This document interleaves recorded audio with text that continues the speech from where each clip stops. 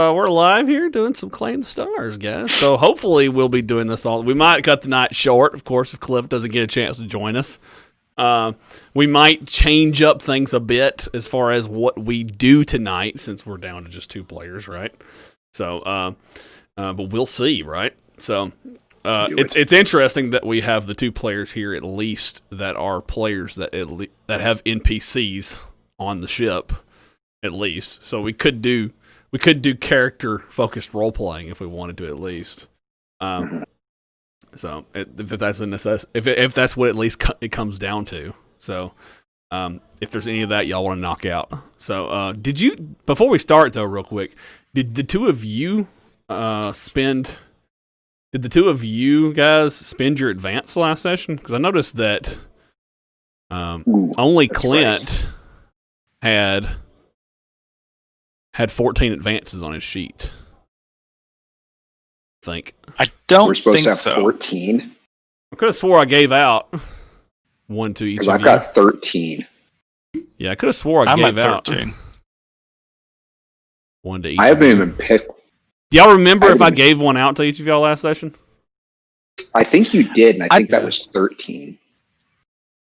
Because I remember I was like, He I'm may gonna be think showing about 1 it. extra because of that weird thing he had.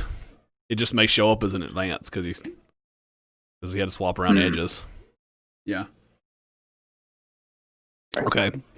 I may have to have. We're at heroic. Is legendary above heroic? Legendary is the highest. Legendary is the highest. Okay. That's where you cap on rank. You can keep playing the game Got it. after legendary. It just, you don't ever rank up past legendary. Does that make sense? Yeah. But Right.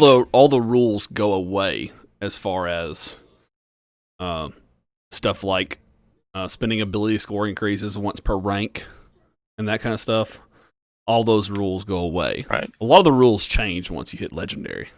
So that's how it goes. And you get access to new edges that only apply once you hit legendary. There's a whole set of edges that are called legendary edges. So, but yes. Yeah, I was looking at taking the sidekick edge since Adira survived, but I think that's legendary. Is it legendary? Okay. I'd have to look it up. I think so. I'd have to look it up again. Okay. All right. Sidekick, yes. Sidekick is a legendary edge. You guys are damn close, though. Yeah, Couple so more. we're not there yet. Couple more edges, and you guys will be there. So, all right. So this is Claim the Stars, our Savage Worlds sci-fi adventure that we do each week, roughly. We try to, at least. Lately here, it's been sickness and everything else holding us up. But tonight we're playing, and now it's power and sickness and stuff kind of hampering us. But hopefully we'll get through another session here.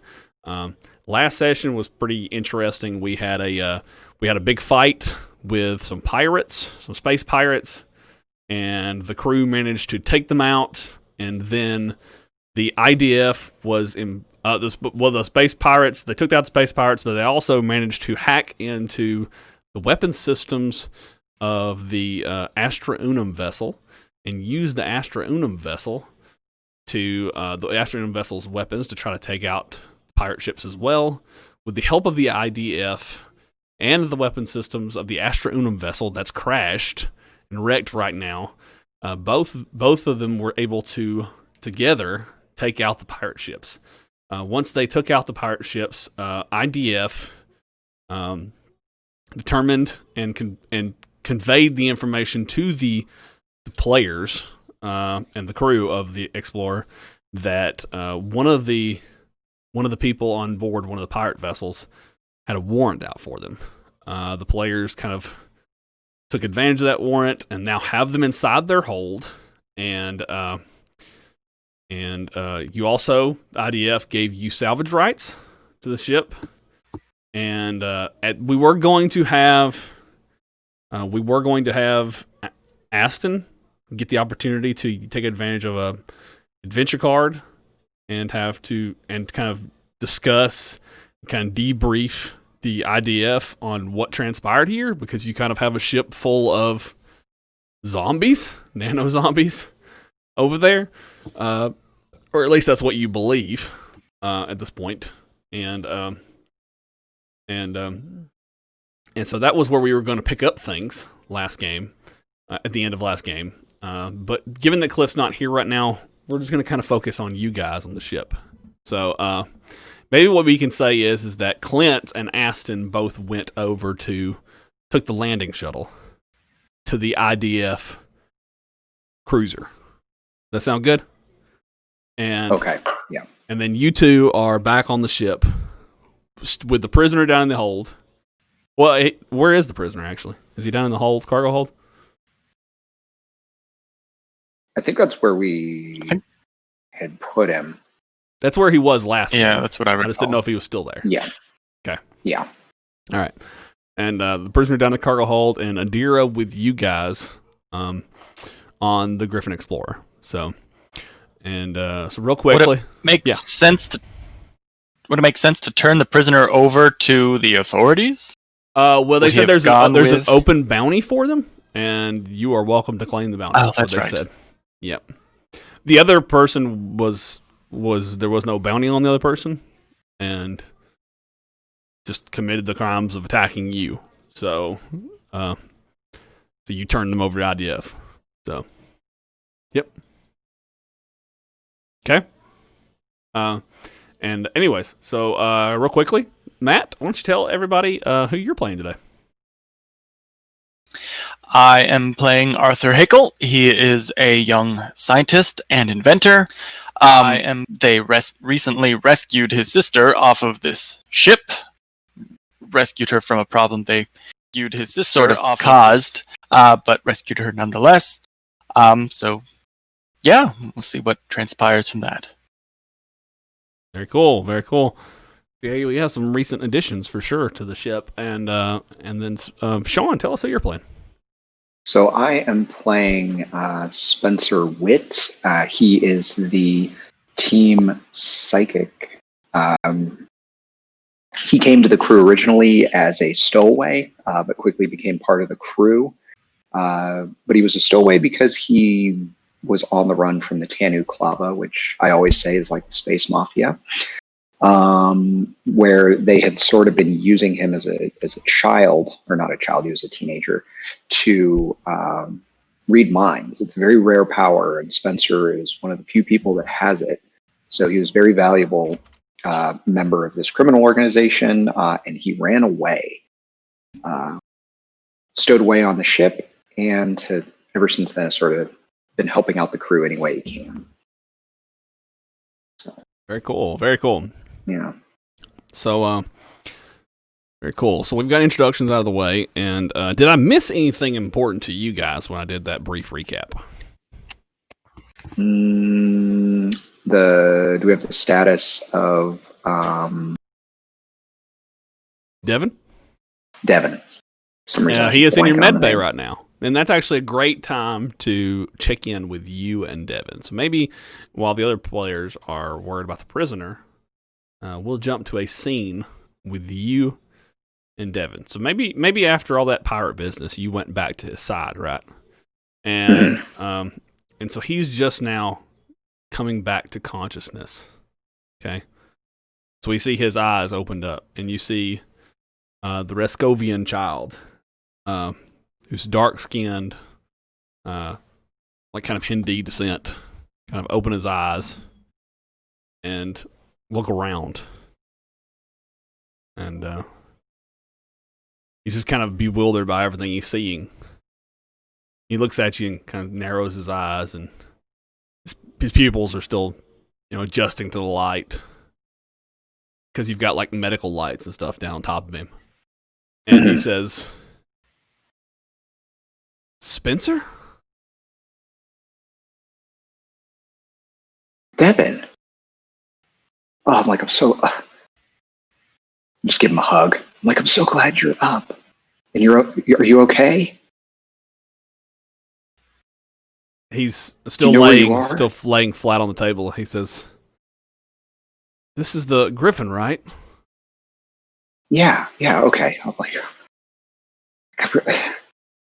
man, I thought you were a goner, man. I didn't think. I remember bits and pieces of what happened.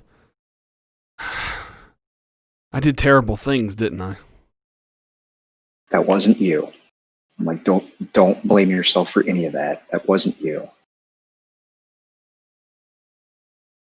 Is he tied down or anything, or strapped down? He probably would have been more for his safety than like us being like scared of him. It's just, the ship we were in kind of Makes sense. That makes sense. combat. Okay. So I'm like, hey, yeah, let me get you out of there. Sorry about that, man. Okay. All right. So you unstrap his arms, right, and everything goes smoothly and stuff. But when you got down to his legs, he says, I can't feel that. Hold on, you can't feel your legs? I can't feel that. Something's wrong. I can't feel that. Okay, I'm like, let me get a doctor. So I like hop on the comms. I'm like, hey Arthur, can you get down here? I think we have a medical issue. Yeah, I'll be right there. Okay. Make a smarts roll. Which of us? Spencer. Okay. I remember he was going through, of course. No, you don't recall anything. You don't recall anything. Okay. So Arthur, when you arrive with Adira with you, and both of you arrive, then Devin has this look on his face like he's kind of frightened and concerned and worried over the situation at this moment. So what's going on? Like he can't feel his legs. Oh, okay. Do you feel all right otherwise, Devin? I mean, you've been through a lot. And Arthur will begin, investigating him. Yeah. So make a healing check, I guess. A healing test. Okay. Yeah. So you begin examining. So you start doing a test, mostly a nerve test, essentially. Most doctors do. I mean, you pretty much determine while he's trying to answer to you, he's saying stuff like, "I feel fine, I guess, everything considering, but I can't feel my legs. I mean, I don't understand this." And so while he's saying that, and he's frightened, he's a kid, he doesn't know what to do. He's mostly just yammering with fear.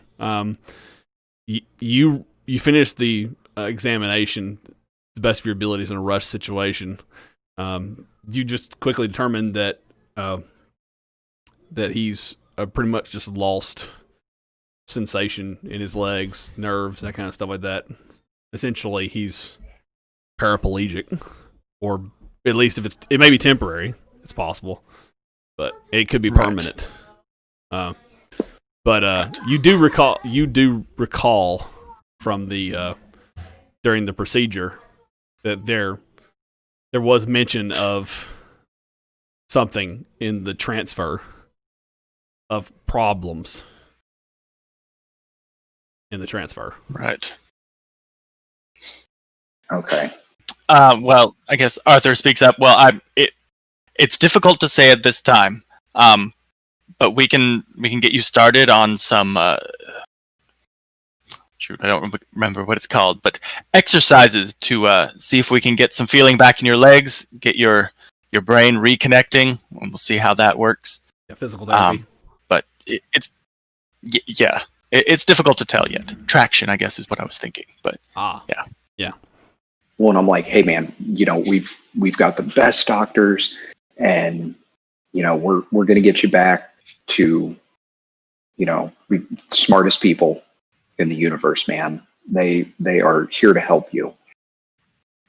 So. And out of character, by the way, also too, since it's the future, you can always replace his legs. You can always right.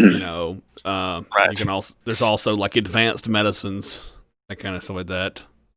Yeah. Okay. So. Yeah, and so I like tell him those things because I mean I don't know how much he knows, but I'm like, hey man, there's all sorts of medicine, there's all sorts of things that we can do. Like we know. Yeah. Make a persuasion roll to calm him down. Persuasion. Because I mean he is like a 10-year-old in a 12-year-old's body. Oh, so. Great, and a -2, of course, because I've got like scars all over my face or something from my.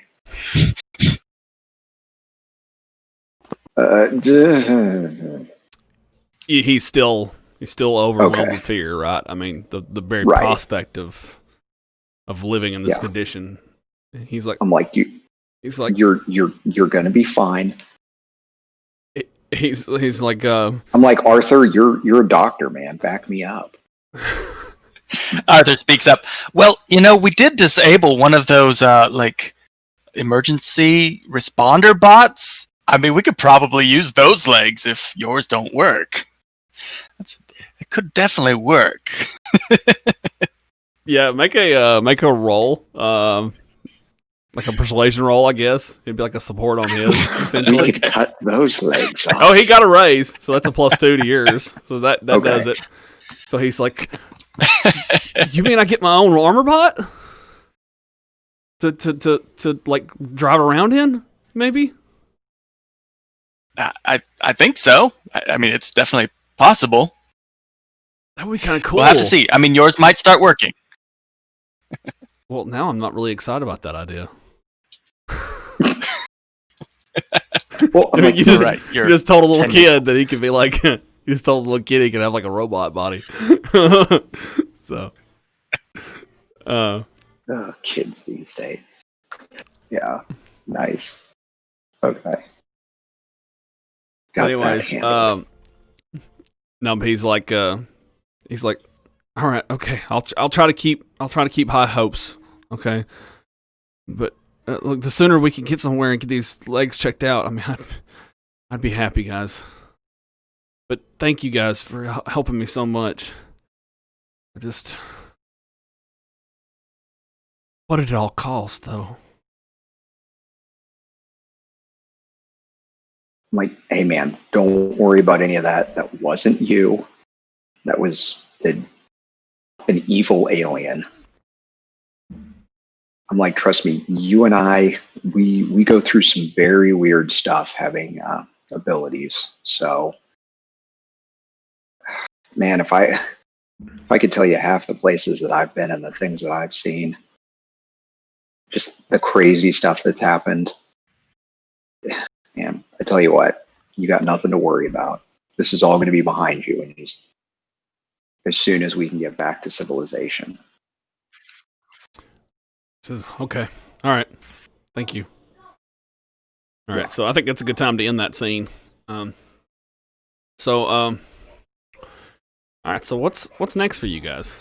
You guys just want to head on to your next location you want to go to? Or yeah, well, I think at this point I'm like, Arthur, man, we've got to get Devin back to Ilar or somewhere where he can get some help. Okay, so let's just recap. Let's just recap where y'all were headed to, right? Okay, so you guys can stop in Ilar if you totally want to. So you guys have a lot of reasons you have some reasons to want to go to Ilar, all right? If you want to. First off, Spencer, you did say you wanted to check in with your father at some point. Who you believe is on Ilar. All right. You he lives on Ilar 4 specifically. Yeah. Now, and you did say you were going to check in with him next time you were in the system. But you can do that over a phone call if you want to. Or a message, sorry. And you can do that over a video message if you want to. But, you can choose not to do that right now if you want to. That said, Aston may also have business there, but we can skip back time, right, and say that occurs if we want to, right? We can do the diddly-loo thing and do that if we want to. However, I don't recall any business specifically on Ilar y'all wanted to do. Because Anthony Wright sent y'all a message saying that he's moved his he's moved his flagship. He's moved aboard his flagship, and it's on Nakoru Prime. Oh, and he wanted y'all to deliver. He's wanted y'all to deliver Adira Hakel to his flagship at Nakoru Prime. So that's a whole new planetary system for you guys. New adventures. New adventures can await for you guys. There. Okay. Yeah. So, no, but that's probably where we would go. The pace of the story can go whatever pace y'all want it to. I also want to remind you guys of a couple other things that y'all have picked up along the way. So, one thing, Clint and Aston were both on a space station while y'all refueling, and they got ambushed by some gangers. And when they fought those gangers and they killed them, they grabbed their comms, and on their comms, they found the coordinates to a location on a planet. The planet was Meta 1051, also known as Carolina. So, there was a Pacific latitude, longitude coordinates to that planet, Meta 1051. You know nothing else about the coordinates other than that it was in their phones. And you also know that these pirates who were hired to track down and take Adira were supposed to meet the one that's currently in your hold. We're supposed to meet the person who hired them at a specific coordinates, a specific location. Sorry, not coordinates. Well, you can talk to him further if you want to figure out the details on that. Or we can just say, hey, you got that already, if you want to. But I don't think we got that specific information in the last game. But yeah, you found out that that they're supposed to meet somewhere and meet them and exchange Adira and get paid the rest of the amount. So you've got other missions. So you can figure out who's looking for Adira. So, or who wants Adira. So, who put out the bounty for the prisoner we have? Was that the Ilar government? No. Okay. Do you want to look that up in a bounty registry? Yeah. Sure. Yeah. Sure. Okay. All right.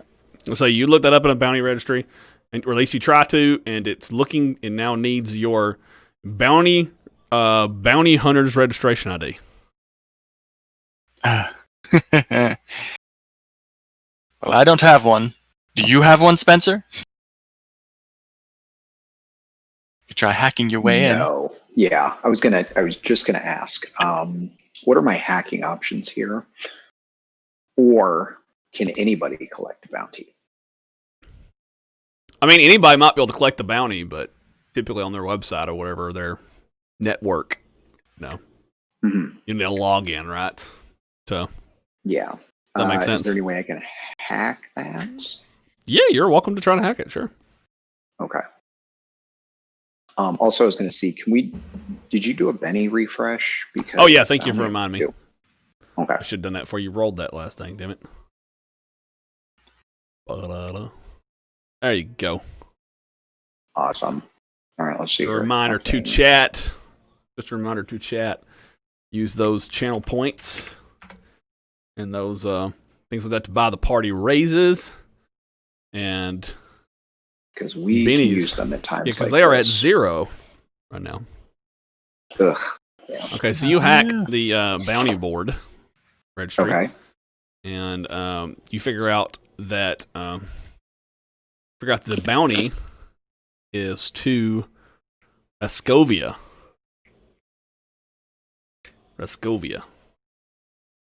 A planet that is tidally locked in its system. It's quite a few jumps from here, but he's worth quite a penny. So Would it be on the way to meeting up with the right flagship? No, it's out of the way. But you might be able to Okay. deliver him at an allied system. And you said it was Ascovia or Rascovia? Rescovia. I'll type it in chat. Okay. The name is in Russian origins. Rescovia. Yes. Say it with a Russian How accent. much? It sounds better. There you go. There's a link. And the bounty is paid in vodka. Yes. Okay. I like it. So, yeah, we probably want to get rid of him as soon as we can. Anthony Wright. Is there a allied system anywhere near him? Are you So asking just trying if to the keep Sazanese? Are you asking if the Sazanese are an allied system of Rescovia? Well, yes, or there's one on the way. But Nakuru is only 2 jumps away. So okay. so if the question is, are they allied system? Make a common knowledge roll.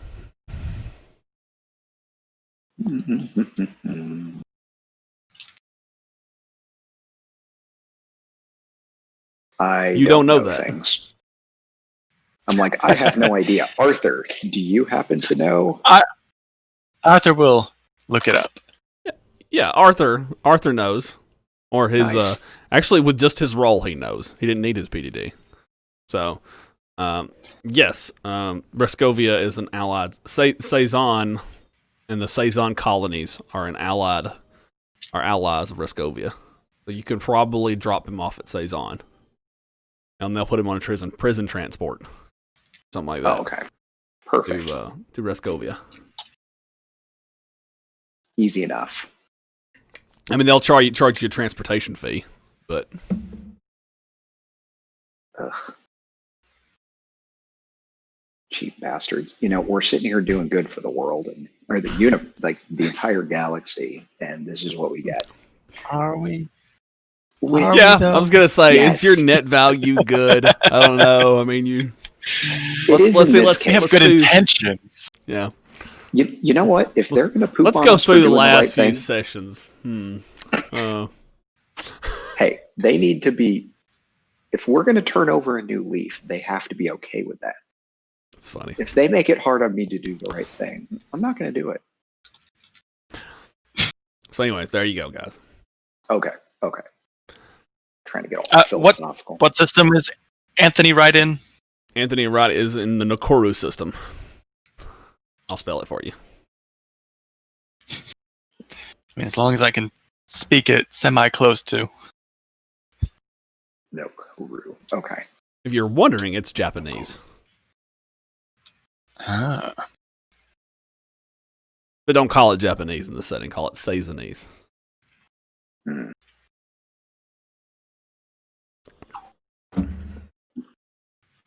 Okay. All right. So, Well, we could try interrogating the prisoner to see if we can get anything else out of him. Kind of wish Aston were here for that, but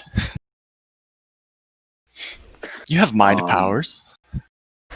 I do. Yes. We can go that route. You have mind We reading, definitely go don't that you? route. Yeah. I have mind reading. I have fear. We've got some options on the table if that's the route we want to go.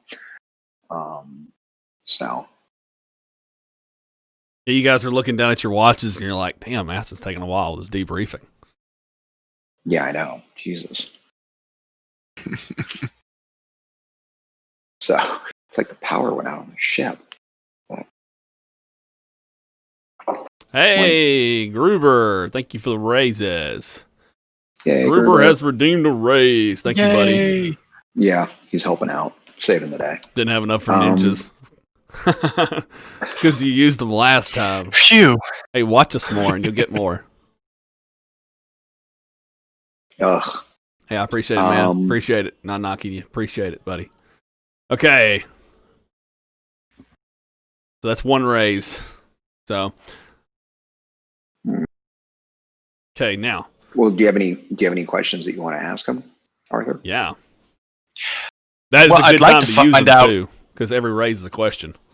If he used them here, Oh. I think, right? Oh. Isn't that how mind reading works? Yes, I believe you. I haven't used it in a How many very long times have you? time. How many times have you taken new power edge? Jeez. It's like I keep running into new things that I just want to take. Because I'm like, oh, Yeah. I could. There's like a million times where I needed to heal, and then I'm like, but I can't. And then there's like, oh, there's a million times where I could have used this, and then I Success can't. allows the character to gain 1 truthful answer from the subject. The target is unaware of the mental illusion unless the mind reader gets a raise. Nope. It's just success allows the character to gain 1 truthful answer from the raise makes it where he's not aware that you did it. Mhm, Okay, yeah. no, it's just 1 answer. But you can do it multiple times though. Mhm. So Well, I'd like to find out who is after Adira and why. okay. I mean, that's Well, you figured that's out it the was main you thing. figured out it was someone, a woman. You figured out all he knew about who it was. He saw a woman on the comm link with a shock of green hair, in her long hair. right. So you know it was that In Levi's power. you know it was that that person that was chasing you and her on the ship. You know that. Right. Hmm. You just don't have a name yet. Right. So then, did we get everything out of him that we could in that regard? Yeah, in that regard, as far as identity. Oh, Yeah. okay. I got a question. Hmm. So I was already in the bounty board. Yep. I'd bet dollars to pesos that there's a bounty on this girl. Maybe we could do like a bounty shock of search. green hair? Because yeah, like green hair. You want She to do a had some search? identifying marks, right? Like a tattoo. Yeah, I'm gonna do a search. Do a Computers let me see or- what that would be. Hold on.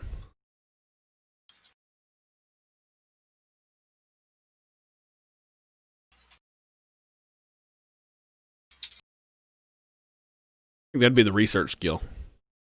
Now you're just looking on one website.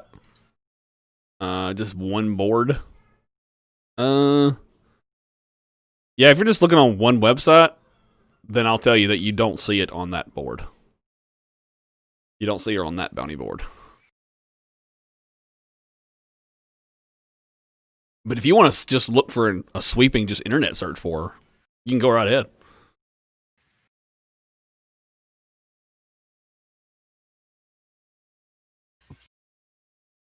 The reason why I didn't require a skill roll is because you could just literally just use a mouse wheel and just scroll through and see. So I think you're muted, Shaun. Yeah, exactly. We're just sitting there typing things into Bounty Google and seeing what shows up.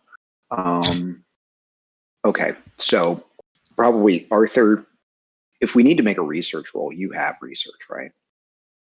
Like substantial Yes. levels of research. Yeah. Yes. Okay. I imagine a good research roll would get us more information. Yeah, you don't have much to go on. I mean, you have a face, and that's about it. Yeah. Okay. As far as internet searching, that's not a lot. Yeah, that's true. Did we ever see her on screen? You didn't, Or he did. That's how he was able right. But you the physically prisoner saw her. did, but we didn't. But you physically saw her. Right. Yeah. I was just thinking if we got a screen capture, we could upload that to their Google image search. Right. I could probably check the ship. Yeah, sure. Yeah, I'm assuming you're probably doing something like that, right? Taking a picture and then like doing some kind of. Mhm. Yeah, I mean it's the future. I'm assuming you're doing that kind of stuff, right? So Yeah. So Uh, Arthur, if you're doing a research skill to search for, go ahead and do that. But still, just going off an image, I'm saying Okay. is going to say as a -2. Okay. You know what? I could use our raise, or should I just Benny that? Well, that's a failure, so a raise wouldn't help you with a -2. So okay. Yeah, The so -2 you'll have applies to- first. All right, Yep. I will. I'm Bennying it, and it's worse. Okay then. Okay. Well, we can go ask him again. He may not know. We may So you want to head keep that downstairs to the picture cargo for hold, and you see him bound future up use. in the cargo hold, Spencer. Mhm. What do you do now? You're down there with him. What do you do now? Arthur, you're there with me too. I imagine as a Yes. 16-year-old, I'm not going to go confront pirates, but by myself. But I am a little crazy, so that's fine too.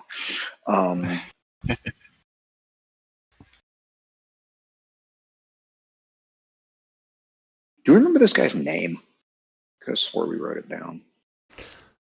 You may have wrote it down. I don't know. I wrote it down in the. I wrote down the non-player character entry. Non-player characters. This.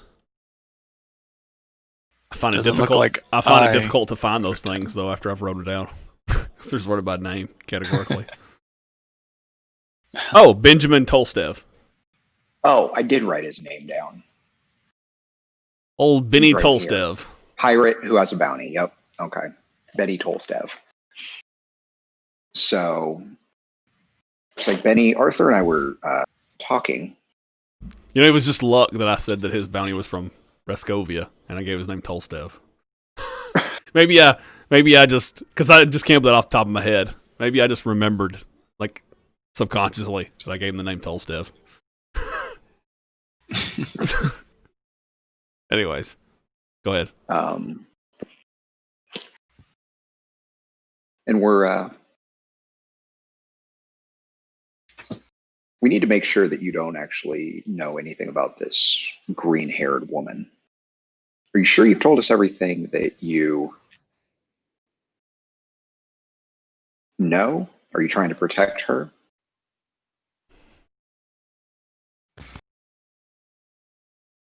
Look, I don't have any reason to protect her.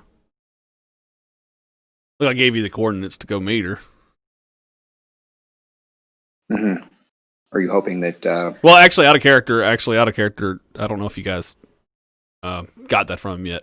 Y'all want to say you gotten that already from him? Yeah, the coordinates. Yeah, sure. Because I think we talked about that last game.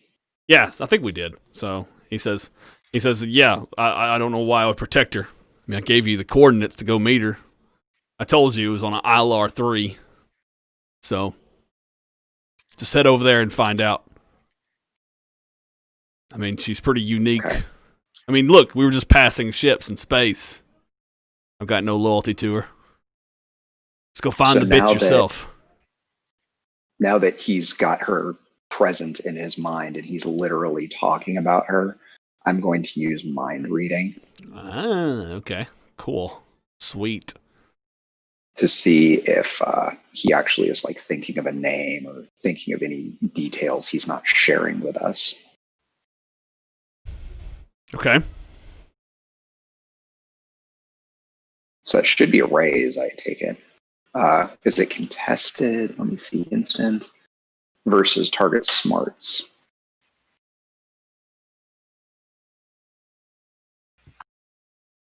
It's a raise. Okay.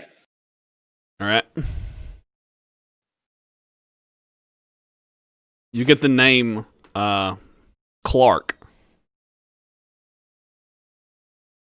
Clark. Agent Clark.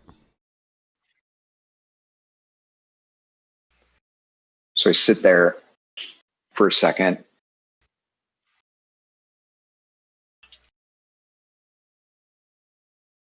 Like, so the name Agent Clark doesn't ring a bell?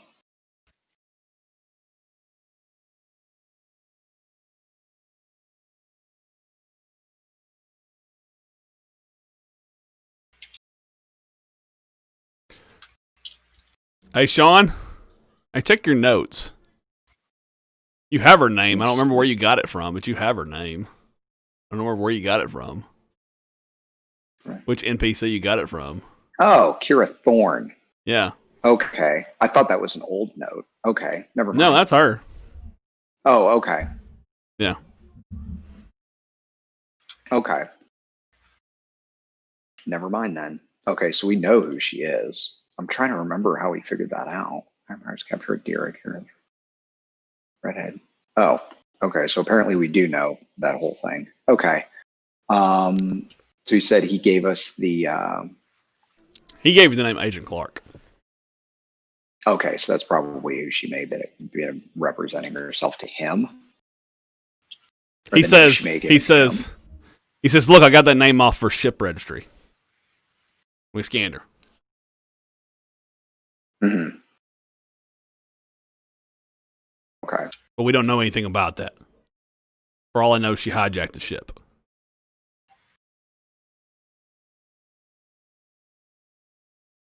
The ship looked strange. It looked like a getaway ship or something. Yeah.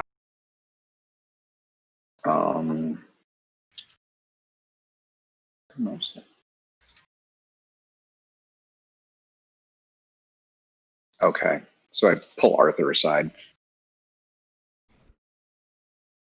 Out of character, I mean, I honestly don't remember if he gave her name or not, but no, I know. Like apparently I'm we got it blanking on somehow. that, but she got it somehow. Yeah, so we've got it. So they're gonna blast like, us in the YouTube comments because I may have given it to you your last session, but yeah, I know. But there's tons of information you can get from him. Maybe if you want to keep digging, besides a name. A name isn't everything. Yeah, there's probably a billion Kira Thorns out there in the world. Mm-hmm. So I just kind of like pull Arthur aside where he can't hear us, and I'm just like, look, man, I don't feel real comfortable just meeting up with this girl at these coordinates. I'm like, it could be a complete setup. She could be there with 15 ships and just, completely kill us. We don't really know what we're walking into. I agree. It definitely should not be just the two of us. Oh no, we'll since the other people aren't here, I mean, we'll have other things along the way, and also we'll just play them as NPCs. We won't have you guys storming in there alone. So. Mm-hmm. Oh well, yeah, but and we also may cut the session short since not everybody's here. So. Yeah, but I'm even thinking like even if we have a full complement and crew and ship and everything like that, I mean, it may be like we show up and she's like has 3 or 4 ships or something that she travels with. Like we just don't know. Well, if we can research and find anything about her, I mean, we already tried, but we could try again. Yeah. Well, so think about what you know about him, right? Think about what you know about her. So she wants Adira, but who is Adira? Why would anybody want Adira? Well, she's a researcher, scientist who deals with alien artifacts / entities. And she's employed by Astra Unum, who is a nonprofit organization that's primarily connected with a company called Wright Industries, who's also a mega corporation. Right. So is this? So maybe you guys could talk to Mr. Anthony Wright about it, or maybe you could just do some corporate research. So. Well, that's what I was thinking. Yeah. I was like, he probably has some resources to be able to track down more information that we don't have. But this is starting to sound like industrial espionage to me. I'm like, but then again, what the hell do I know?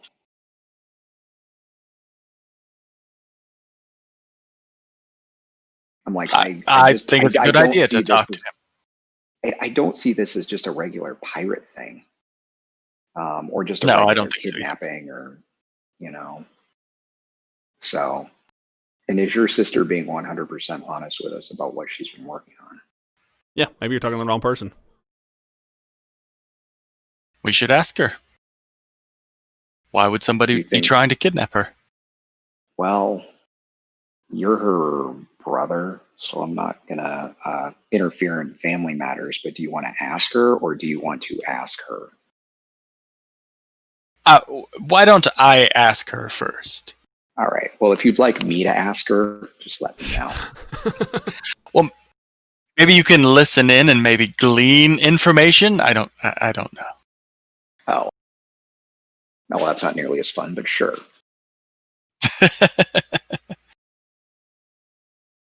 All right, so I guess we go and are going to ask Adira. Okay, so you find her in the the area where you guys kind of eat with the big table and stuff. Hi, Adira. Hey. We've been talking to the prisoner down below.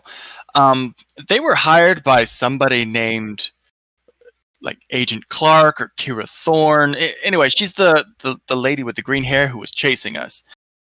Do you have any idea why somebody would be trying to kidnap you? No. I mean, but I mean, I did head up the research on, a major artifacts research outpost. I mean, there's probably a couple of other mega corporations that would probably want that information. I mean, Can I do just the because- mind reading at this point to see if she's hiding something? Because it's a very pointed question. If she's Sure. hiding anything, Sure. I'm assuming You can do it whenever you want. If as he's a like, player. is there any reason somebody would want to kidnap you? And she's like, oh yeah, by the way, I'm also a drug mule for the Tanu Club. You are welcome to do that at any point. Okay, here we go. Just remember that if you don't get a raise, she'll know that it's happening. So I'm gonna go you're ahead and gonna Betty what? that. Yeah. Can I use a raise or? You can't. We have one raise. If you want to use it on this, you are welcome to. But I know, but I don't feel like we're going to be shooting anybody this game. well, raises don't work that way. They roll over. So. Oh, that's right.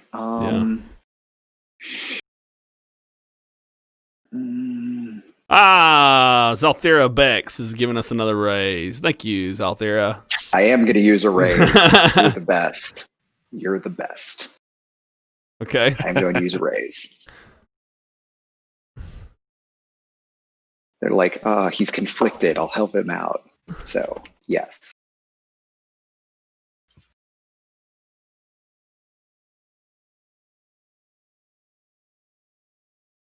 And then it's like, no, she's totally telling the truth. Well, the thing is mind reading doesn't tell you if someone's lying. It just tells you No, if it something doesn't. like pops in your head, right? So Yeah. So Yeah. I guess that's really just the question that I want answered is, right. oh yeah, by the way, I've been secretly like selling body parts to like, or some reason she would be involved Right. in like nefarious activity or something. Right. Your sister is sounding worse and worse the more I keep talking. I am sorry. She's like That's a so drug funny. mule and an organ lighter. That's so funny. Well, she's probably just this like sweet person that donates her time and helps like orphan Okay. dogs or something. So she's gonna roll smarts, right, to resist it. Yeah, she's probably intelligent too, which Yeah, sucks. she's a scientist. Yeah. So you got a 10 and she got a 4, so you got a raise. So she doesn't know you did it, Okay. which is the main reason why you wanted a raise. Yes. So you get a flash of a corporate symbol that looks like a blue ring with some sort of like white energy flying through it in her mind. And like practically everyone in like known space recognizes this corporate logo. Okay. Make a common knowledge roll at a +2.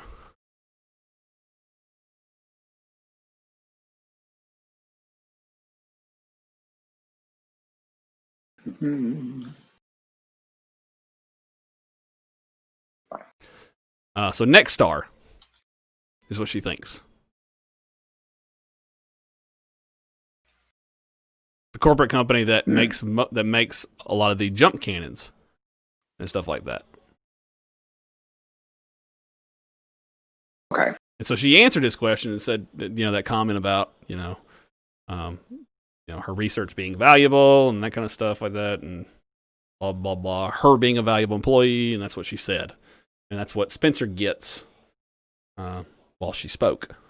So I'm going to establish a mind link with Arthur. okay, just remember you keep track of your PowerPoints. You've got. I am. I just reduced one. I am. Okay. I know. All right. So we've done this before, so Arthur probably knows like what's going on. And I'm like, when you asked her that question, she started thinking about Next Star. Like immediately. I guess then Arthur will try to be a little discreet about it and ask Adira, well, are you involved with anything else, like other corporations or anything, like in your work that they might be after, or I don't know, you know something? She kind of looks back down at her food, and she kind of nervously looks away from me, and she says, "There was this person that we chose not to hire for my research team. That I was gonna take them in on the research team, but my security supervisor figured out in their background that they used to be a like high up within Next Star, and he pointed out to me that they're apparently a corporate competitor. I'm new to this whole corporate thing. Anyways, I felt like I was being, I felt naive for letting them even get that far into the process, to be hired on. And anyways, he kind of let me have it. And so anyways, we just immediately, they took away any opportunity for citizenship, and I had already brought him out to a couple of research walkthroughs and that sort of stuff. Like, he was almost got his citizenship and almost took him out to the outpost. He was this close, and the security supervisor just caught it in the background check. And I missed it. So, but he pointed out to me that Next Star is on the no-go list. So, but anyways, yeah. Apparently Next Star is trying to get into the same kind of research that Astra Unum does. So, and they have, at least he claimed, more nefarious desires. So that's the only thing I can think of. So Next Star knows that you not only work for Astra Unum, but that they know that you're a valuable asset, and they're aware of what you know. Yeah, that's what I'm starting to think now. Now that all this happened.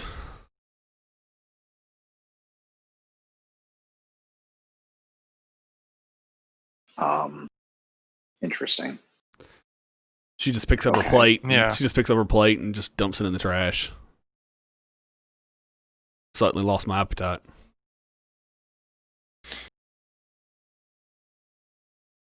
Okay. Well,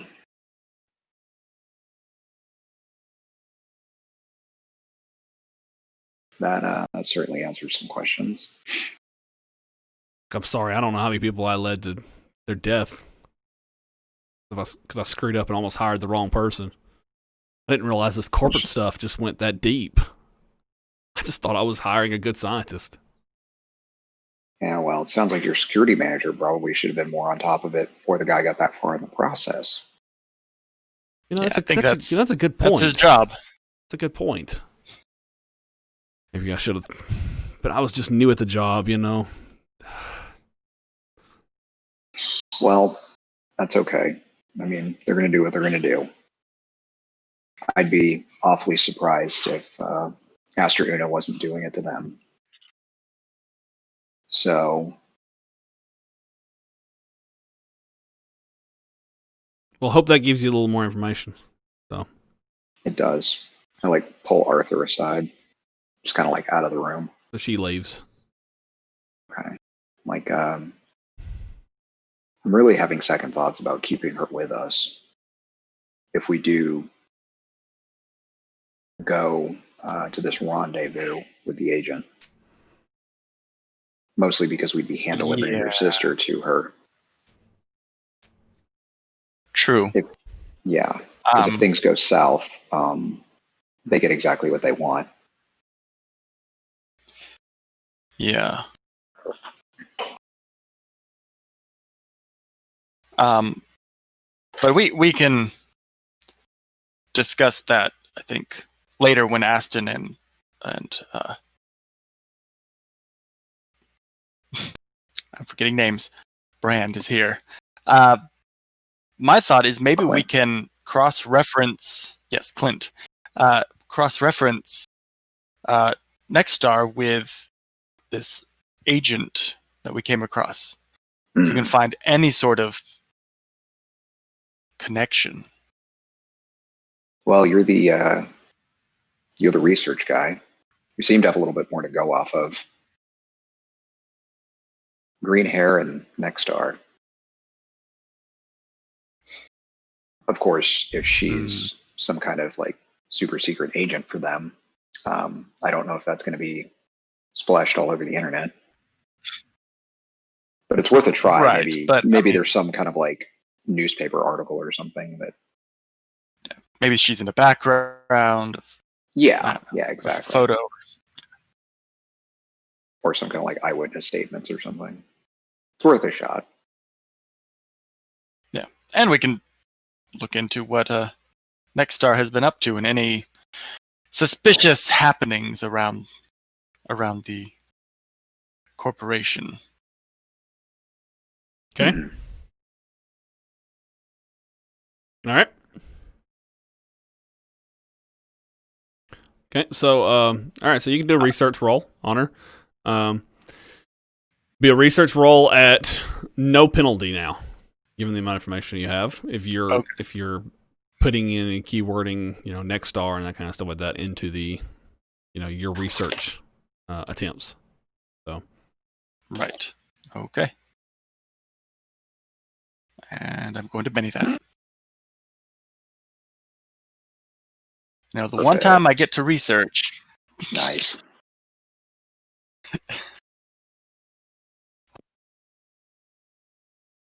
Okay, so your research results come back with like records of her employment, but nothing other than like essentially like rank, basically within the company.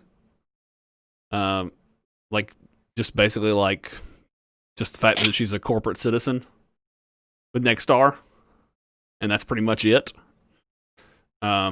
You find an old picture of her with blonde hair, shortcut, but it's the same woman, and it's hired back. Her registration and citizenship goes back a decade ago.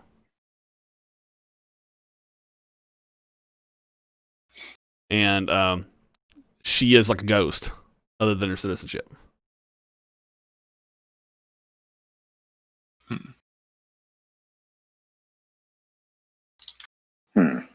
Well, I guess my question at this point, Arthur, is do we care about tracking her down? I mean, she seems to be more just like a corporate foot soldier. Yeah, I mean, even if we caught her and interrogated her, I'm not sure what all we could do except, hand the information over to Anthony Wright and let his people deal with this. Or maybe we should talk to Anthony. Or hand I'm her sure over. He's a little bit more well-versed in this. I think we should ask him, Right. does he really want us going after Nexstar in the first place? Or do we even want to? Yeah, I mean, they're a corporation, so it's kind of beyond us. But if we can help him... Yeah. Because I guess my concern is like, oh, we took out one low, mid-ranked right. agent.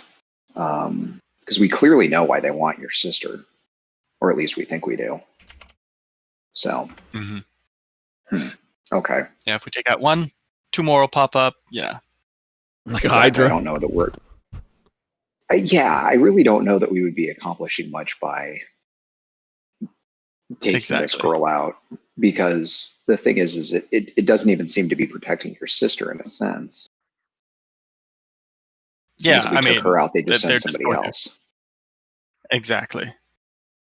Yeah, I mean, because you have an identification, so you don't have to go track down to find the identification. So, yeah. But who knows? Maybe Anthony Wright has some information we don't have, or maybe she's a lot more important, or is really running the show over there. I guess we'll just put this in our list of things to ask him. Okay. So I think it's now is a good time to say that Clint and Aston have returned. They've worked out an arrangement with the IDF. We can come up with the details of that for off camera for the debriefing. So I think out of character, I think there's no way IDF will let Astra Unum handle, like, no matter what kind of agreement Aston tries to bargain for. There's no way Aston will be able to bargain for the IDF to let you guys go in there and clean up. Does that make sense? IDF's not going to let you guys reboard that ship and handle the cleanup. Does that make sense? Now that they're here, it's ILAR space. It doesn't matter that that's an Astra Unum vessel. Because you guys can claim all day to be Astra Unum employees, but you're just subcontracted. If you had Astra Unum citizenships, they might agree to let you come along, but none of you are Astra Unum citizens, Wright Industries citizens. So, like, they basically just get the trump card on you. So this is like, well, this is ILAR space. We're cleaning this up. So I don't think there's any way that you could convince them in any way to let you go back in there and help with cleanup. Does that make sense? Yeah. Well, and I think also they want to maintain, control of that, because they're like, they don't know what happened on there. And it's like, we're letting you guys go back in there to potentially cover up a crime or steal evidence. So I don't think there's no amount of persuading that can be. There's no skill roll that they could do, Aston or Clint could do, to convince them to budge on that one. Like, there's literally laws in place and regulations in place that block them. So I think just success for those guys is just keeping up. There's a cap. There's a cap on succeeding.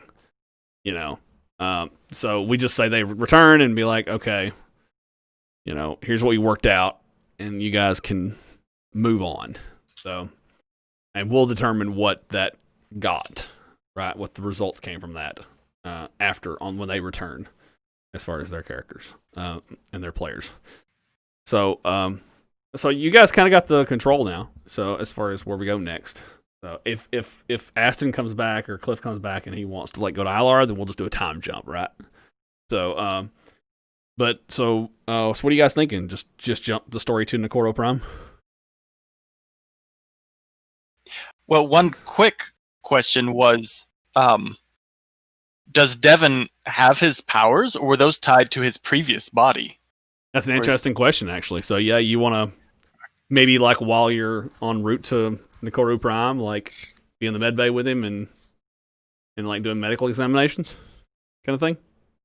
Yeah, I mean, yeah, but I think Spencer would be more capable at figuring out if he still has his psychic powers. But Yeah, the question I'll- is do you want him to be doing them to figure it out? Yeah. Yeah, that's one of those things where like usually to figure out if someone has them, you do them. right. For him, I mean, but medically you can figure it out just by doing like a brainwave scan, right? So as we've talked about multiple times, you can read the theta wave levels of someone's brain. Right. So, yeah. Okay. But yeah, you just stick something to their head, like a little sticker thing, and then just say, rest your mind. You can put them to sleep, read their sleeping brain waves, and you could also read their awake brain waves, and you can see how sonically capable they are. Right. You can actually try to compare them to his previous abilities and see if he's improved at all. So, yeah, or if he's gotten worse. That sounds like a good idea. So let's do it. Yeah. Okay. All right. Okay. So why don't you make a healing roll to see if you can determine that. Okay. So your healing roll determines that.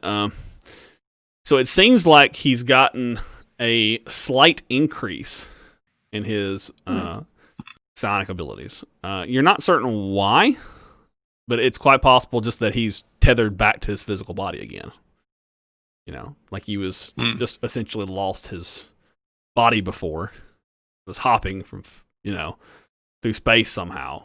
And now that he's got a physical body again, he's got his powers. It's one of those things where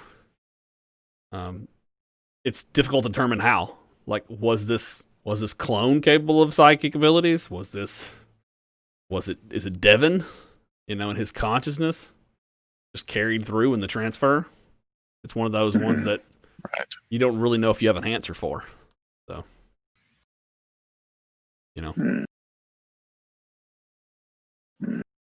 Well, I'm tell Arthur I'm very eager to get him evaluated by some doctors or experts or something, so we can see if we can get him walking and all of that.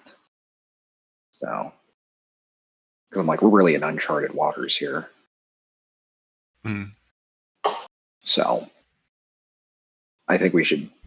Well, we're meeting up with Anthony Wright eventually, and he probably has facilities for that. Yeah, I'm hoping so. Yep. All right, cool. Sweet. All right, so. Yep. And, okay, so that's where we'll leave that scene, unless you guys had more you want to do there. And so we'll say that you guys want to run some kind of interlude or anything? Do you guys have anything in mind for an interlude? Or do you guys just want to jump to Nikoru Prime?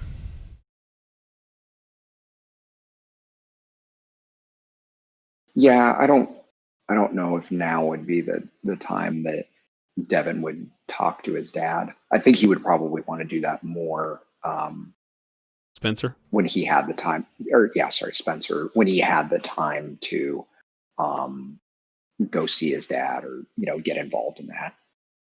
Yeah.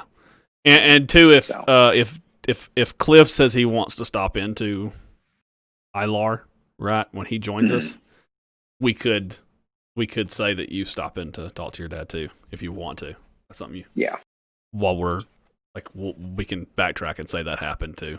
So during this transition. So okay. Arthur, anything from you as far as interludes go? Nothing comes to mind. This is possibly connected to that or related. Would it be possible for Arthur to build a helmet that would boost Spencer's like gamma brain waves to essentially boost his psionic ability or psychic ability? boost it. To boost whose again? Yeah. Devon's or Spencer's? Spencer's. I don't know if a +1 would like a. Okay. I mean, I think that's plausible. Sure. It shouldn't be something easy though, for sure, because it's like a character. Okay. Like it's like a character thing. For example. Well, I mean, yeah. Okay. I just thought if we're traveling multiple days to our next destination, Yeah. you would have time to do that sort of thing. Yeah. Sure. Yeah, something you can start, say, researching, right? Maybe something we can do in steps, for example. Yeah. Like you're not an expert on science. Psionics science right now. So maybe we can make a research role. Maybe we could do it as kind of like a dramatic task, right? Kind of like that right now. Yeah, we could do that. That sound good? Like we do it in steps, for example, for different skills. That sound kind of cool. Yeah, that works. I don't know if we could bring Spencer into it because, I mean, obviously he'd have to be there for testing purposes. Yeah, that's a neat idea. All right, so maybe right now you have to collect tokens for task, maybe, right? So sorry, collect the task tokens as part of. Do you remember how dramatic task work? Remember from our last game? Yeah, we have to. Yeah, you collect we have tokens. to obtain a certain number of successes. Yes. And you collect the total tokens, but like if you divide it up by skills for each step, you can make it to where like you can only get so many tokens in each step, right? So like there may be like a research step, there might be like a skill, like a building step, there might be like a science step, for example. We might could do that, for example. Like it might be like the R&D step and then the construction step. Does that make sense? Yeah. Okay. Sounds good. And also we might say that it costs a lot of money to do something like that because because you're literally creating new tech, for example. So, yeah. So why don't we say this first step is just research, right? Research. So let's look at the player guide and let's look at Adventure Toolkit, dramatic tasks.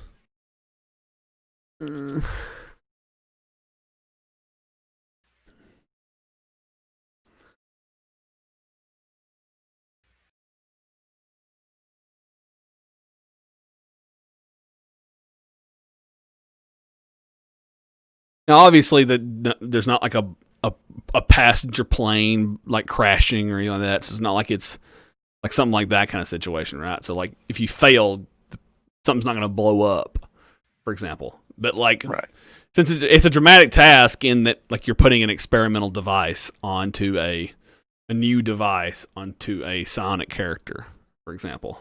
And the only way to test it, well, obviously you can test it, but the final product is someone has to wear it, right? So in a way, it is kind of a dramatic task in a way. So, okay. So let's do.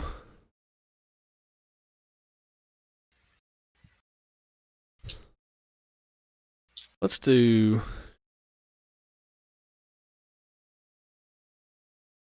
it custom, but let's do 3 steps, but 6 tokens. 6 tokens instead. Let's do it custom. But we're going to say that this is a little harder than the average task. So we're going to increase the difficulties. Because you're talking about new technology, right? So, so you need to find... and if you fail something, then you'll have to like try again later by like trying to find new research or new tools or that kind of stuff like that. So this first attempt will be like research, right? Learning how you might do that. So, and maybe, so like if you fail to do the research successfully, for example, this time you might have to like reach out to another scientist, for example, before you can retry again. Does that make sense? Okay. Yeah. I mean, Adira is here. Can she? That's true. Help? That's true. She's been researching an artifact, for example. She's been researching an artifact that is sonic in nature, you know. So that's a good point. Mm-hmm. So you want to see if she will help you out? Maybe making a support role on it. Cool Yeah, idea. that'd be great. Okay. Cool. So I'm going to say this is a -4 difficulty on the research roll. Mm. You're talking about experimental crazy tech. Right.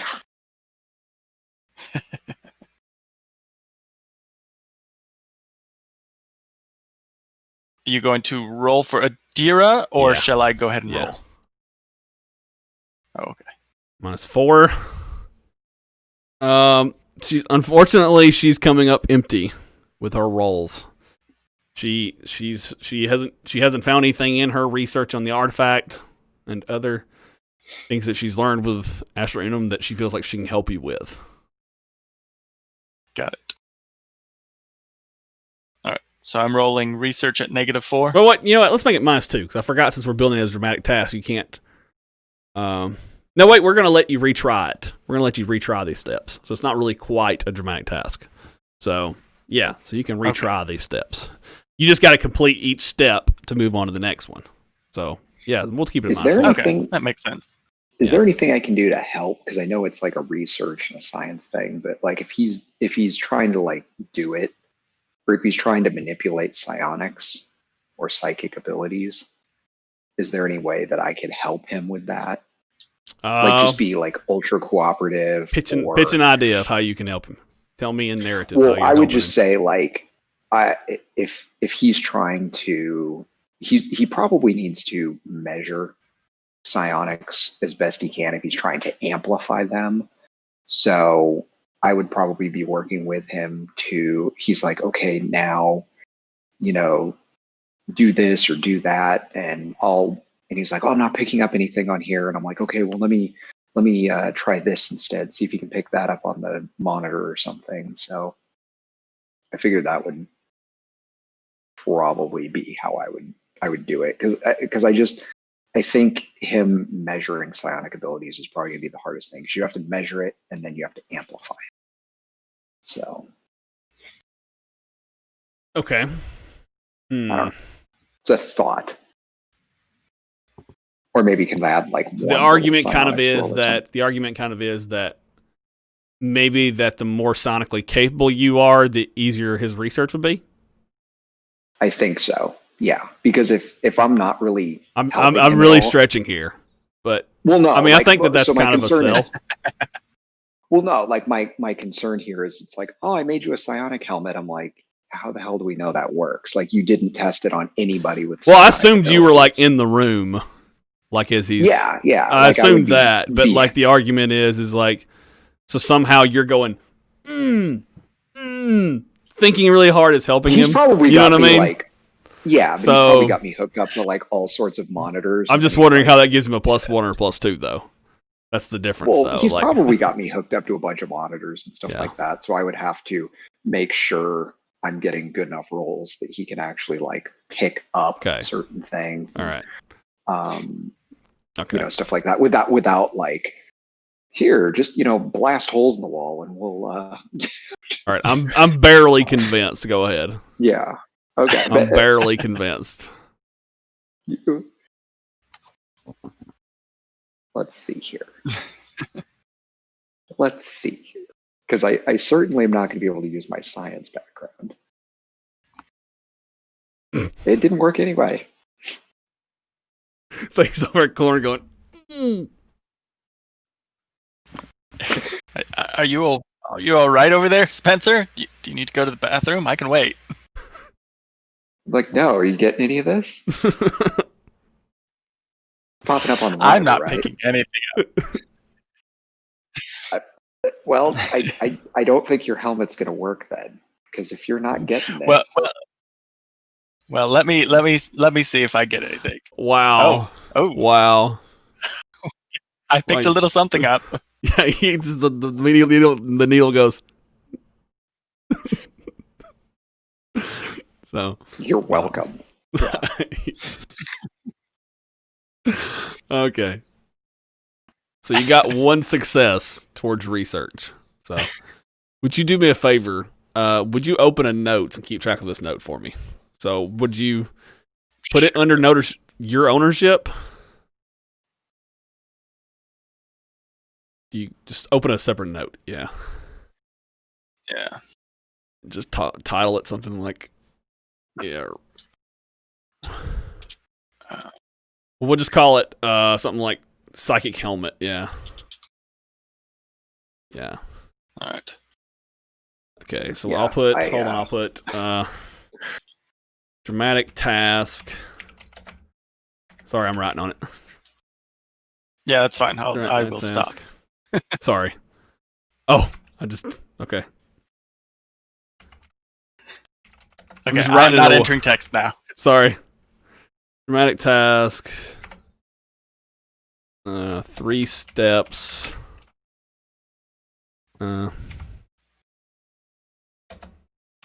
2 tokens each.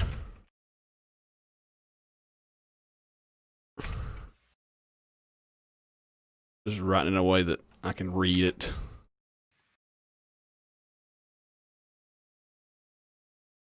And then we'll be able to know what we're looking at later.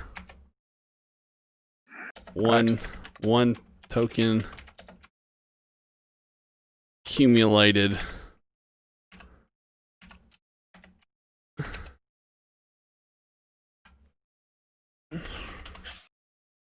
There we go. 1 research token accumulated. I'm good? All right. Yep. 1 research token of 2, actually. There we go. So you need to get 1 more. Right? Yep. There you go. Alright. Sweet. I think we'll do it as research, and then a science roll, and then a repair roll to actually make it. Sound good? I think it sounds good. Yeah. All right, cool. I think it sounds awesome. All right, sweet. Okay, so... And will this be like a +1 or +2 to his rolls, or... I'll think about it. I'll try to make sure it's appropriate, Okay. though, given how much the amount of work it's going to do. So, really, though, Okay. any benefit to a skill roll he uses as much as psionics will probably be, you know what I mean? Pretty beneficial. Mhm. Yeah. Because it's a skill he Right. uses in combat and out of combat. So, it's not like Right. a skill like, say, electronics or something like that. It's one he uses like all the time. So, Yeah. so. Well, I was just wondering what this helmet was going to look like. Because I mean, it might not be a It's going to be helmet. It could super be like cool. a circlet. Maybe if he wants to be, it can be like a giant fucking like Judge Dredd helmet. If you want it to be, I mean, so nice. you could look Judge you Dredd could look like helmet. you could look like Gundam pilot. You know that fucking thing on. Yeah. If you wanted to. Well, that's what I would. Well, that's like- why I was like, "Oh my god, he's gonna make some stupid shit. I'm gonna look like Darth Helmet or something." And Like- it's- So Well, Spencer, while I'm working on this, you come up with some references you find on the internet, and let me know how you want it to look. We'll make it look like that. what's that? What's that Twitch streamer? Not Twitch streamer, YouTuber that wears a Knight's helmet all the time. Oh shit, what's his name? He's one of the Misfits. You could do something like that. Oh man, cannot remember his name off the top of my head. But yeah, you can wear something ridiculous like that. Yeah, Just, yeah. just horns. Yeah. Yeah. Okay. All right, so let's jump to Nikoru Prime.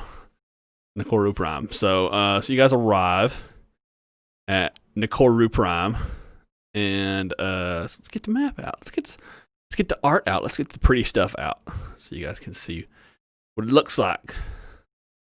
So, Nikoru Prime. Nikoru Prime is a colony world, and it will take. So we'll need a. Well, we can handle that once you guys. Actually, no. You guys need to handle that. Aston's been doing all the wealth rolls. You guys can pay for it for once. You guys are gonna have to refuel somewhere on the way to. On the way there, because it's we're talking two.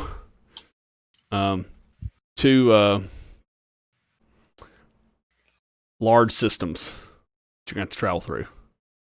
2 large systems that you're going to have to travel through. Okay. That is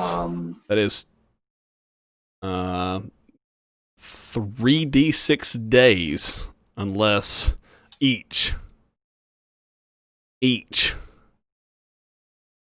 unless you can knock some of those days off. Arthur. What do you want me to roll? Normally astrogation is a science roll, if I remember correctly. So. All right. Okay. So 7 days, 7 plus 11, 18 days. You have, memory serves, you guys did not refuel on the ship. I'm sorry, this right here. Why can I not find the actual ship notes? Why can I not find the actual ship? Okay. Emma's getting annoyed. Fuel. That isn't right. Y'all didn't refuel here. Yes, you did refuel here. So you have 12 days. 12 days of fuel. So you got to get 7 plus 11, 18 days. You'll have to refuel some point in the transit. But you can shorten however the amount of travel time if you want to make a good, successful science roll. So, well, Arthur will try. Well, look at you. Not great. Shorten it by 1. Shorten it by 1. 1 day. Hey, that's good. So down to 17 days from 18. So that's 2 jumps through 2 broad systems, yellow star systems. So, all right, and you will actually be down on rations too. Pretty close, not quite. You get 20 days worth of rations on the ship, and so. So you guys will have to stop on a station at some point to refuel. So, all right. So what do you guys do? Mm-hmm.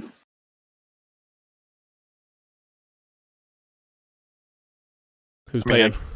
I guess we'll stop when we need to. Okay.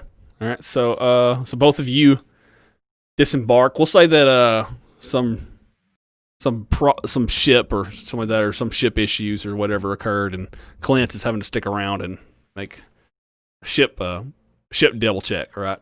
A ship double check, flight log check or something like that, and he's having to do some unexpected flight checks on the ship, and so both of you go out to, stretch your sea legs and go to get fuel for the ship, right?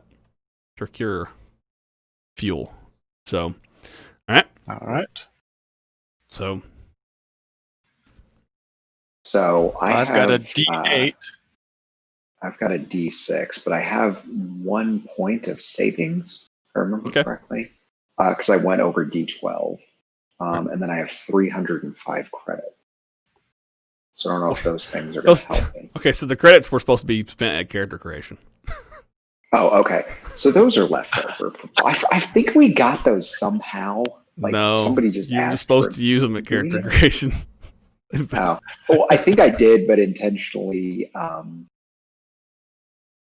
think there was a reason I didn't, and I think it was because the whole backstory was I was just basically showing up as a stowaway until I was basically poor. Yeah, so I didn't spend them. But anyway, so I've got 1 savings point, or I got a point in savings. We just dropped frames for a second there. I think we're back though. What happened there? Okay. Yeah. So just spend them first chance you get. All the gear in the Climb the Stars book has credits cost and just the wealth cost is based on the credits cost. So just go ahead and spend your credits. Just spend it all based on the gear cost and any gear cost in the Savage Worlds core book.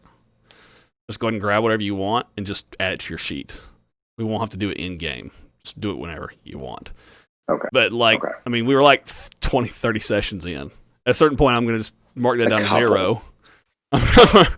Because after games, money spending game is you using wealth rolls. So I can't believe that's still on your sheet. All right, so yeah, but now your fuel though credits, yeah, that 300 credits won't even touch fuel costs because it's like thousands of dollars to refuel a ship. Yeah. So, but as far as wealth though, it's going to cost you a wealth roll at a -2 difficulty to refuel the ship. Okay.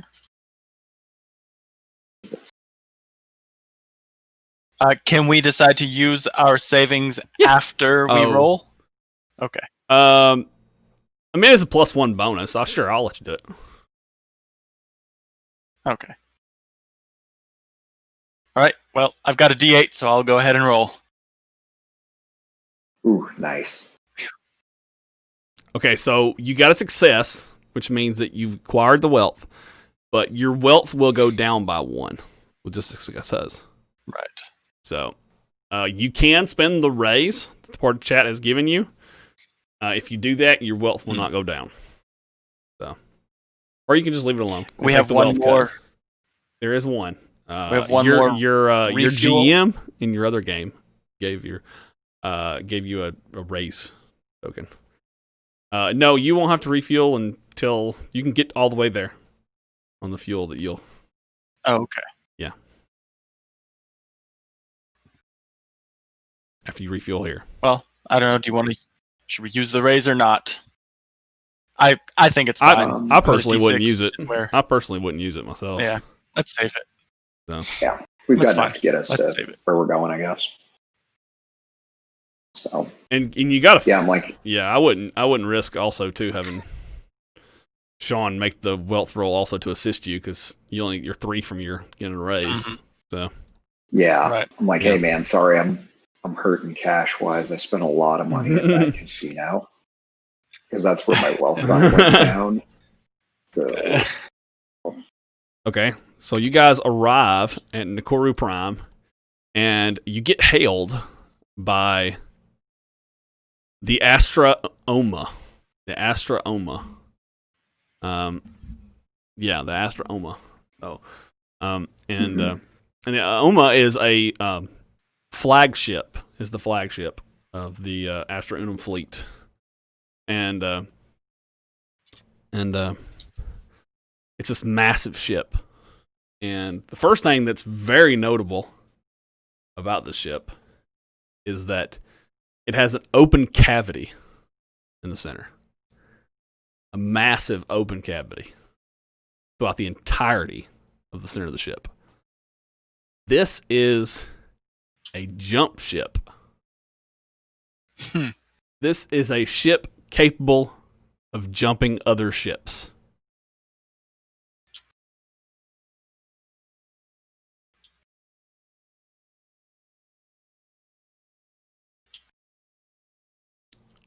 And so it's kind of like it kind of looks like a jump cannon in a way, but it's a ship. And so you approach it, and so you're like ordered to dock. Which by the way, the ship is interesting because it's you dock all around the ship, like on the outside, like on a ring. And when you land on the ship to dock, like clamps lock on to the landing gear of the ship, and you're pulled into the ship. The landing bay just kind of like retracts, kind of like an elevator, into the side of the ship. And then you're just kind of like tucked inside neatly into a cargo hold. And suddenly you're inside a chamber that pressurizes with air. So, and then all the warnings and stuff go off saying, warning, no oxygen, do not disembark. All those kind of stop going off and say, you can now power off your engines and disembark your vessel. Perfect. And I guess we do so. All right. Actually, gonna get that map out. I meant to get it out earlier. This is an image of. I'm gonna pull up. You're not on Nikoru, but I'm actually gonna pull up an image of Nikoru Prime for everybody. You guys can look at that. You guys want to? That's for chat to look at. Yeah, I can see that. You guys see just out the. You saw that just as you were landing. You saw the image of Nikoru in the distance. Nikoru is quite interesting looking. Yeah, I was going to say it looks black and green. Yeah, but the green is interesting looking. It looks like it's not. It doesn't necessarily look like grass, and it looks like it's an odd patterns. So, yeah. So, and there's a reason for that. Yeah. So, and yeah. Can Arthur roll common knowledge to find anything out about Nikoru Prime? Sure.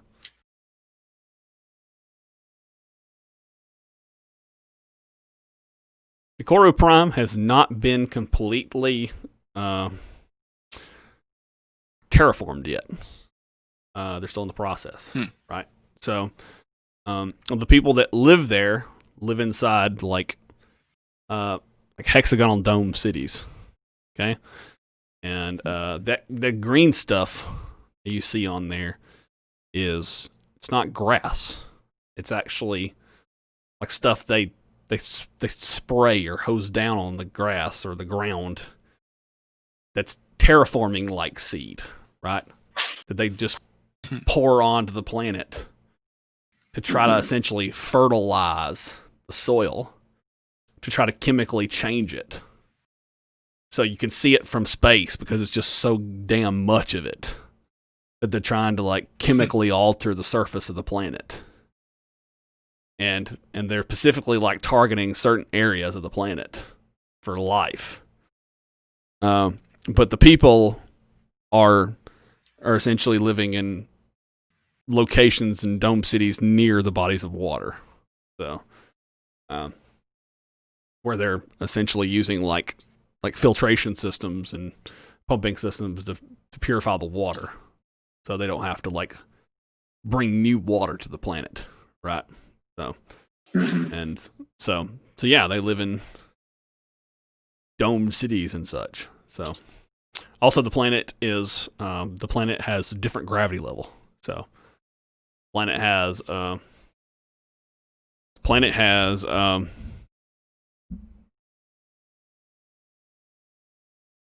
lower gravity than most Earth-like planets.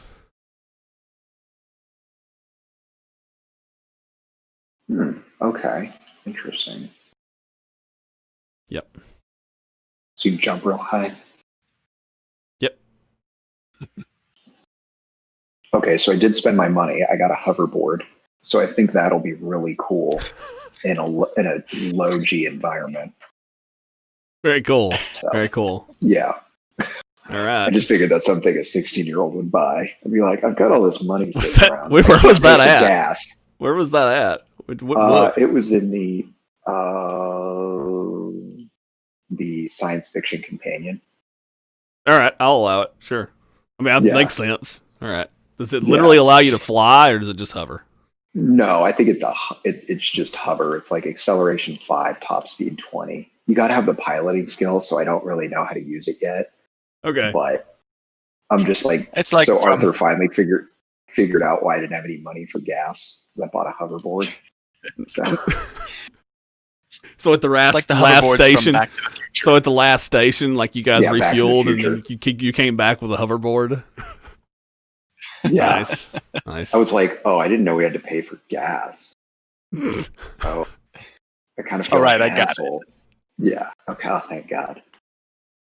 Nice. Okay. You want to go for a ride? Yeah. That's funny. Okay. You're like, no. All right. So, all right. Now that, okay, so you guys are disembarking on the Astra Unum. I'm going to have to get used to remember that. It's named after someone, by the way. Now, okay, so you guys disembark, and so we'll skip to a scene where you guys are, the two of you are meeting Anthony Wright. Okay. he says, "Look, I'm going to speak to Clint and well, first he says, actually, let's start from the beginning. Actually, I should have started differently. He says, welcome, come sit, guys." So just sit down at the table. Thank you. So he says, "Do you want anything to drink?" You got any whiskey? Sure. You're still 16, Spencer. Oh, sorry, sir. What's the legal age on? It's not 16. Well, damn. I will have a Diet Coke then. And he says, "Unfortunately, it doesn't matter what it is on Nakuru. This is a Wright Industries vessel. So you have to follow Wright Industries. Laws and regulations." We should look into getting that policy changed. Yeah, I'll considering I am the one who is basically the president, I'll do that. Wave a magic wand, but no. Right on it, sir. Just like lean my hoverboard against the table. I'm like, he says, he brings drinks over. He brings you some tea, and then he brings Matt some wine, I guess. He says, "Look, I want to thank you all for everything you've done. I've already gotten the debrief on what happened with the Astra Unum vessel. So I want to thank you all for everything you did. If you're wondering who filled out the debrief, it was your sister. So Okay. she's very diligent. She did the paperwork. Yeah. So although we're going to get to how I kind of hope at least one of you would be willing to start doing some paperwork for me. But we'll talk about that after some other things. First, I want to say that I know we've had this conversation before. I want to say that I'm really sorry about Levi Roosevelt not being here anymore. Talked about this before, but it's not in person. It's terrible what's happened to him. Yeah. You know, I knew He him is missed. I knew him for years, and you know, he used to work with a woman that I knew like a daughter, and I loved her deeply, and then she died first, and he helped me get through that time. I ended up naming this ship after her, and I lost him. Just starting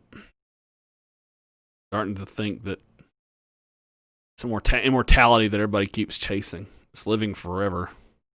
I don't think it's worth it. I don't know if I could deal with all the loss.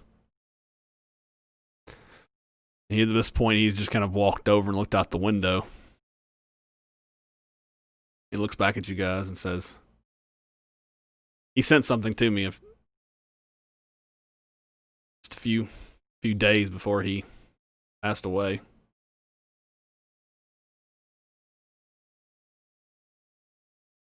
Sometimes I think that he was just like he just was just ready for it to be over. Like he had some kind of wish for it to all be done. He sent me something telling me that, I mean, it wasn't a will, but it was like an impromptu will. He told me he wanted me to take the ship.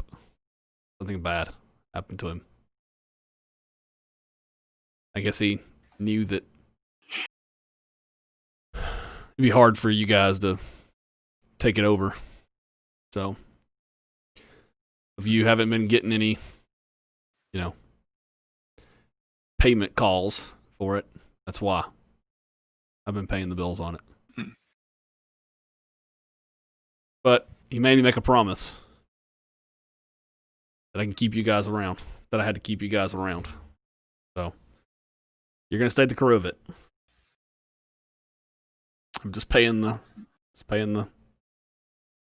bills on it, right? fact, it's already paid off. So it's your ship. Technically, it's mine, but you can fly her around. But there has to be one condition, though, guys, because it's really strange for the president of a mega corporation to just own a ship that a bunch of people are flying around in space in. Okay. I'm going to have you guys sign this. And he slides some papers across the table. You guys look it over? Yeah. Basically reads like a morals contract or clause. Oh. He says, look, I can't be connected with any kind of illicit or illegal dealings or involvements. I mean, this is just the way it's going to have to go. The minute makes sense, any word gets back that you guys are doing anything bad with it, that the ship's no longer going to belong to you. So this is basically just to say that, hey, I'm not involved in any kind of illegal affairs or didn't agree to any kind of partying of any kind of, was not a party to anything illegal. So just agree to sign that. Arthur, I'm like, I think we should keep a copy of this because I have a feeling we're going to have to refer back to it. You're welcome to read it over. Are we allowed to do this? You're welcome to read it over. So it's going to be. Clint and Aston are also going to get a copy and sign it. Okay. So, sign. It's going to be our, we're going to be like, hey, GM, are we allowed to do this by terms of the contract? But yeah, I was like, breaking terms of service. Yeah, it's like, sir, no. So out of character, really... I mean, you guys can sign this and still do illegal things, but if the word gets back to him that you did do illegal things, or like, that you guys get like an open bounty on you, like he may strip the ship from you. Does that make sense? Like, it's not like me slapping on you. It's just an in-world solution for the situation that's been placed on you. Because I felt like out of character, like you guys having to make the ship payment every month was keeping you guys from like upgrading your ship and getting things like weapons or like even buying gear for yourself or having fun with the game in other ways. And I was like, and I thought, well, let's connect you more to Anthony Wright and the company. And we talked about like having more NPCs around you, things like that. But at the same time, we couldn't do that if you guys didn't play a little nice with those NPCs. Does that make sense? So, I mean, that NPC wouldn't be involved with things like that. You guys are welcome to do those things. You guys are just going to have to be good about hiding them. Does that make sense? And if you don't be good about hiding them, that's fun too. But we're going to have to do that in roleplay. But I think that's fun when we do that kind of story in roleplay. That's just part of the game. That's just how role-playing works. Right. But at some point, you guys just may have to get another ship. That's just how life is. So no, it totally makes sense that if he paid for the ship, he's like, okay, as long as you don't bring it back, blood all over it. Yeah, tenants have the right to evict someone if they commit a crime or like become a felon or whatever. So I mean, it's the same kind of thing. So okay. So I just sign it. If I can even enter a legally binding contract at my age. Yeah, that's a good point, actually. I don't know if you can even sign it. It probably doesn't require your signature, probably. So okay. Yeah. I just keep the copy. Actually, he says your father already has signed yours. So. Oh. Like. He smiles at you. You spoke with my dad. Yes, I know how to find your father. In fact, I've already spoken with him. Is he pissed? Let's just say he'd rather you not be doing this, but... Yeah, I figured he'd be upset. Kind of ran away from home and whatnot, but... Yeah. I think he likes the idea, though, of you being here working with me, though, than being gallivanting off somewhere else in the galaxy. That is good. Yeah, he always wanted me to get a job, so I figured this was a good place to start. And on to the reason why I have you two separate than the others. Spencer, I'm going to offer you another form of legitimacy. Now, you've refused your witness protection. Yes, I know about all that. Basically, I am the president of a multi-interstellar corporation here. Yeah, I figured my dad probably would have told you. I knew about it before I talked to your dad. Makes sense. Look, I can offer you citizenship on the grounds that you receive academic psychic training.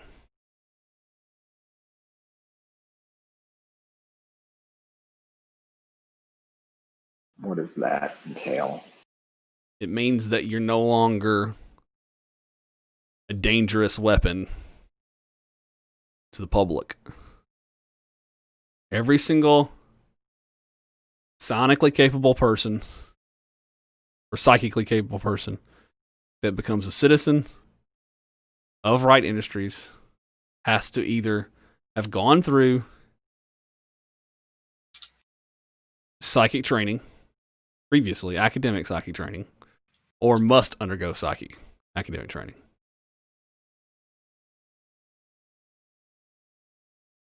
That's just the rules. How long are we talking about? I don't want to be away from the crew. You won't be away from the crew long.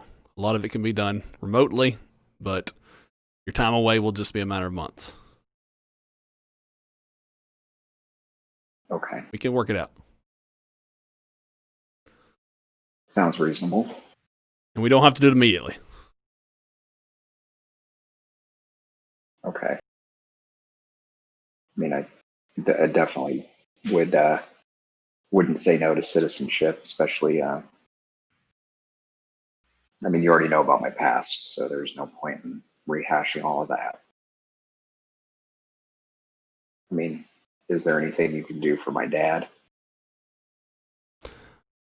Well, apparently he already has a corporate citizenship.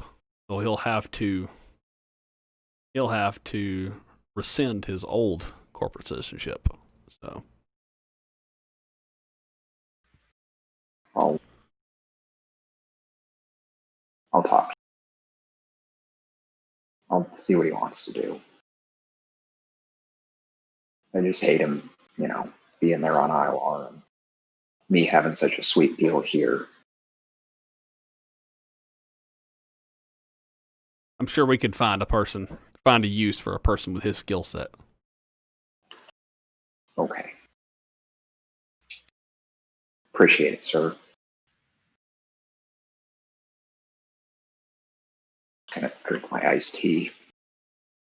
As you're sipping your iced tea, he looks over at Arthur and he says, "Now, you helped us Yes, as a sir. contract basis over at the Unum Research Station 12. But I'd like to extend the same offer I offered Spencer to you. Now, Aston, he's not going to agree to a citizenship. And to be honest, I don't think I would like to offer citizenship to him or even Clint. Because I don't know Clint well enough. And Aston has his family's business. His loyalty is to his family.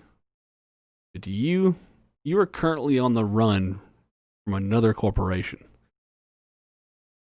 We can offer you a safe haven. a safe haven. And you can just keep doing what you're doing for the most part. Occasionally helping us with research here or there.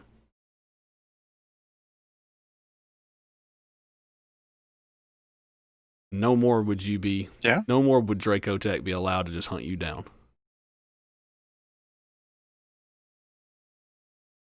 Sounds good to me.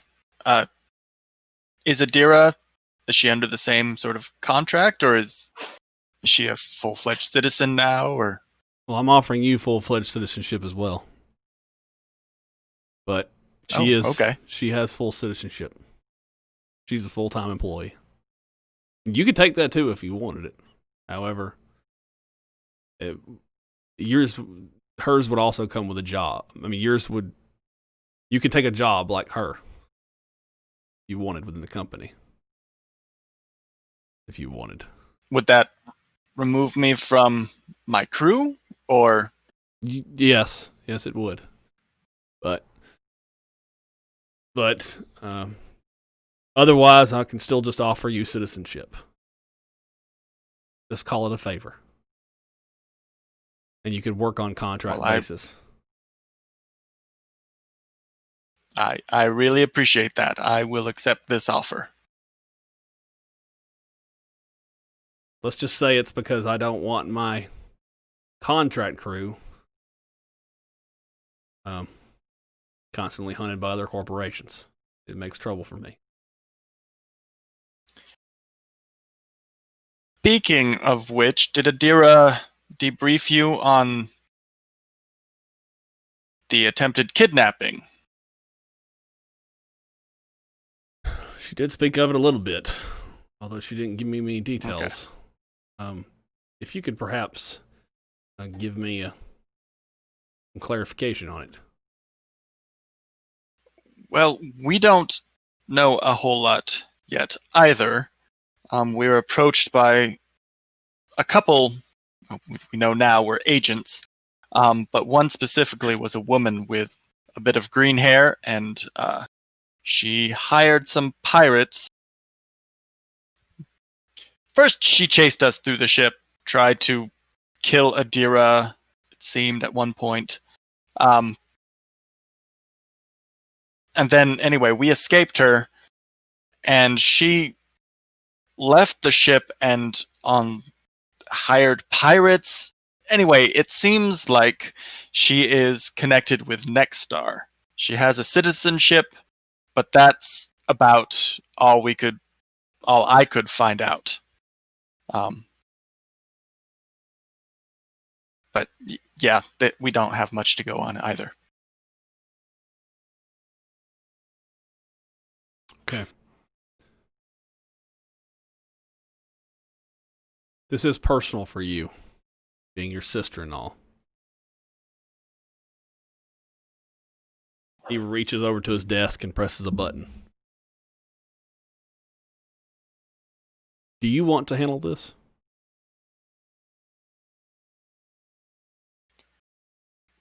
Am I equipped to handle this? Your team is. Oh, well, yes, I would like to. This agent also has Levi's armor. We'd like to recover that too. It's yours to deal with. If you want to, then by all means deal with it. Do you know where this person can be found? We were given coordinates where the pirates were supposed to deliver Adira. So we were going to go there. We were discussing whether we should or not. But yes, we have coordinates. Yeah, it's a personal matter. ILAR 3 specific. I'm letting you take it on if you want it. I'll have to talk it over with everyone else, but I think we will. Let me know if you decide something different, and we'll put a team on it. Otherwise, it's yours if you want it. And on the other things, of course, too. First, of course, you'll receive payment for assisting and aiding with the Astra Unum science vessel. I know that what happened with Devin was what caused it, but I was as much to blame as you. I'm the one helped you procure part of that research and was involved in it. And I won't sleep well tonight knowing that. That's all I have to add to that. But still, you stuck it around. You stuck around when you could have left.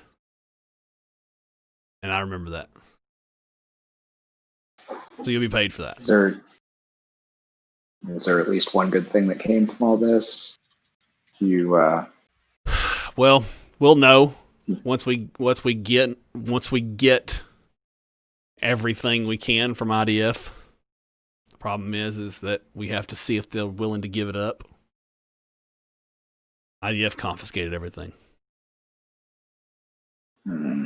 We have to also decide whether they claim that we're to blame. Whether they can find security camera backups, whether any of that's recoverable. They can decide that we're to blame. Technically, none of the people that died aboard were ILAR citizens. They were all Wright Industries citizens. So they do not have any horse in the race, as they say. But they could decide that since it happened in their space, they decide they want to make it an interstellar issue. They might. Or an intercorporate issue. And if they do that, then we could have an issue on our hands, a big one. But hopefully we'll try to maneuver it in a different direction. And then we have to think about getting back the research and data that we might get from that. So I know literally nothing at this point about what happened on that ship. IDF has not let go of that information yet. We're still thick in bureaucratic mud right now.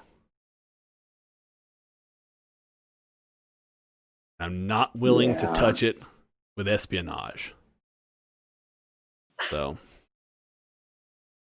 we just got a seat at the megacorporation table right now.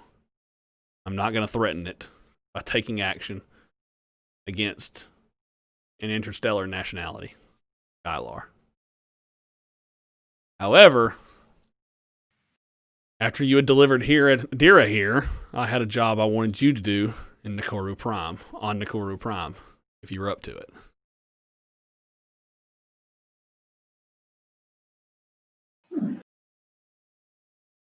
So, we have a scientist that has gone AWOL. And we have every reason to suspect they're on Nakoru Prime. It's only luck that I was here as well. See, I'm here trying to negotiate our corporate status in Sazanese space.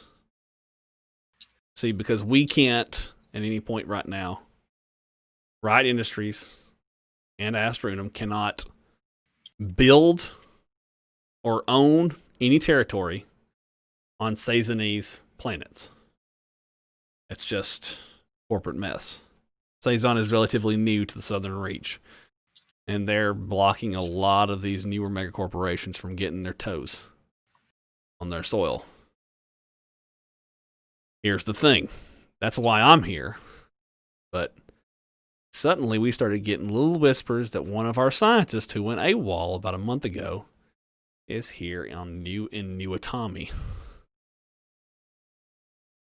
This scientist supposedly got a little glimpse of an artifact that he was researching. And we don't know what happened to him, but he kind of went bonkers. Decided to go AWOL.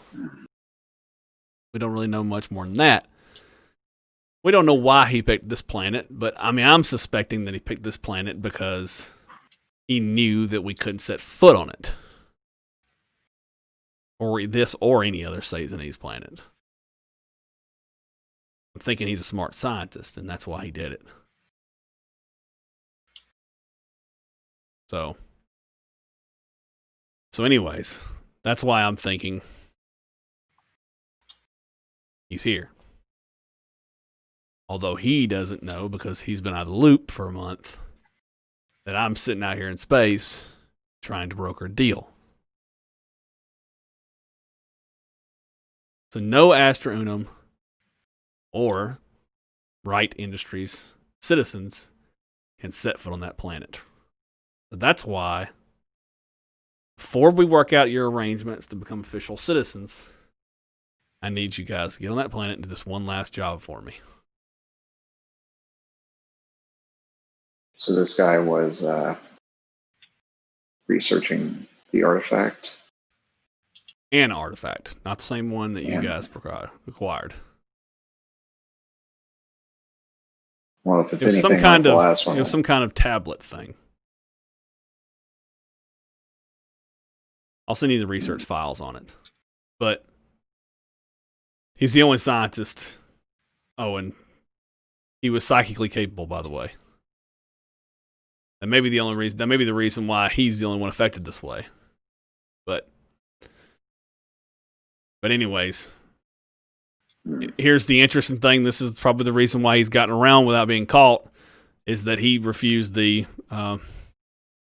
ID tags implants for religious reasons. So okay. So we'll have to track him down the old-fashioned way. yeah. Okay.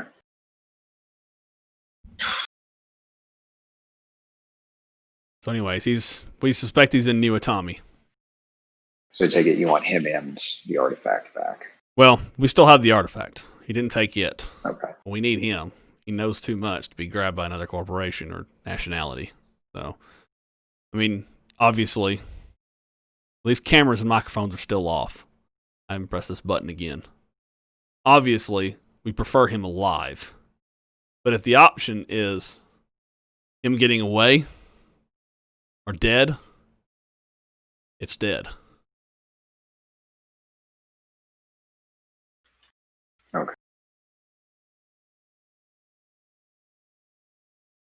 Do our best to bring him in alive.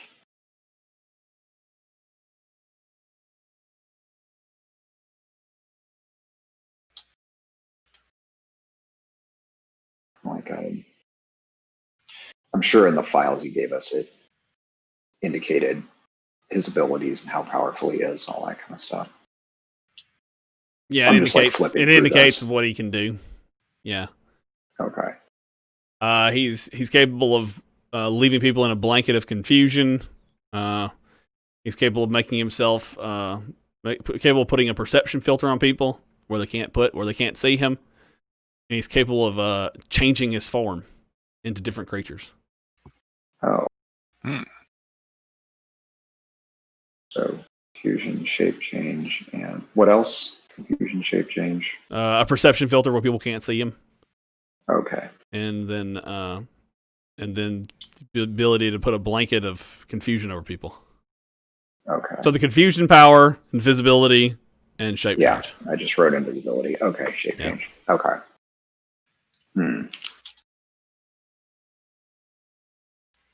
And we've got a name and all that kind of Oh, stuff. Philip Lillard. Particular- Philip Lillard. Yeah. Okay.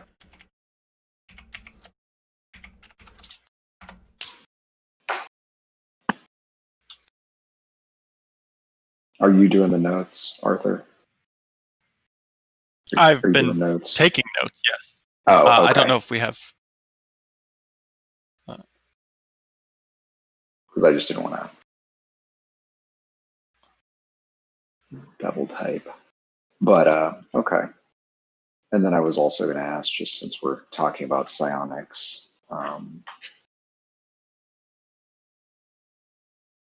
Devin, Yes. What about Devin? if you don't mind, have your doctors had a chance to look at him? We can bring him aboard. He can stay here. Okay. said his legs, he has no feeling in his legs. But other than that, he appears to have full range of his abilities, or full access to his abilities. Don't quite know it. I'm prepared to offer him citizenship as well and find him a home with a family that is seeking adoption. So, Okay. Is there, will he be expected to go to this psychic training? Or when he's older? oh yes. Oh, yes. It'll be a requirement. Maybe we can go together. Make it a little easier on both of us, I guess. Of course, we can arrange that. Okay.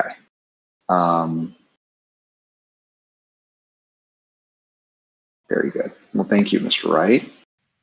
Well, now that the business is out of the way, so if there's anything else I can help you guys with?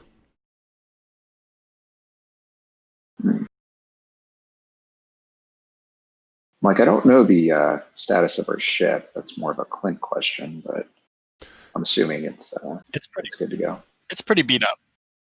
We'll get it refueled and things like that, and of course, you guys are welcome to dock here as long as you need to do anything that you want to do with the ship. So, however, just be aware that I think both of your missions are high priority. Both of your desires are high priority. So, both tracking down Philip Lillard and heading back to ILR 3 are both high priority. So, Mm-hmm. So I wouldn't linger too long. Absolutely. Okay. We'll have to talk to the group and see how we want to tackle these projects.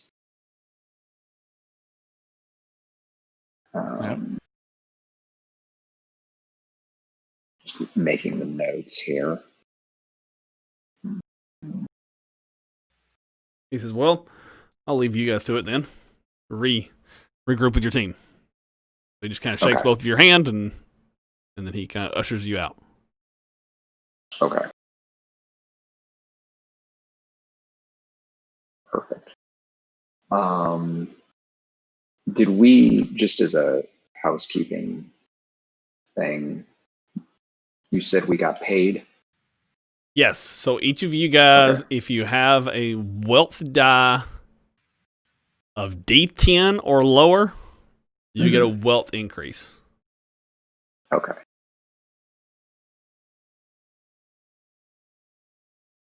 Oh, and also, each of you gain shares in Wright Industries. So increase your savings by +2. Nice.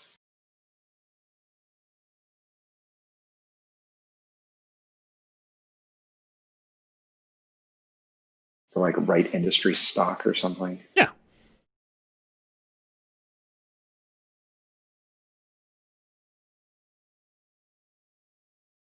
I like it. Okay.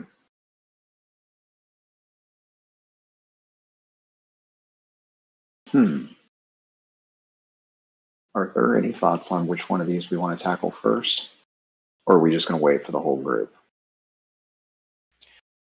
Well, I mean, I think we should wait for the whole group, but I mean, we're already here. So if we can find this Philip Lillard scientist pretty quickly, then we can head back.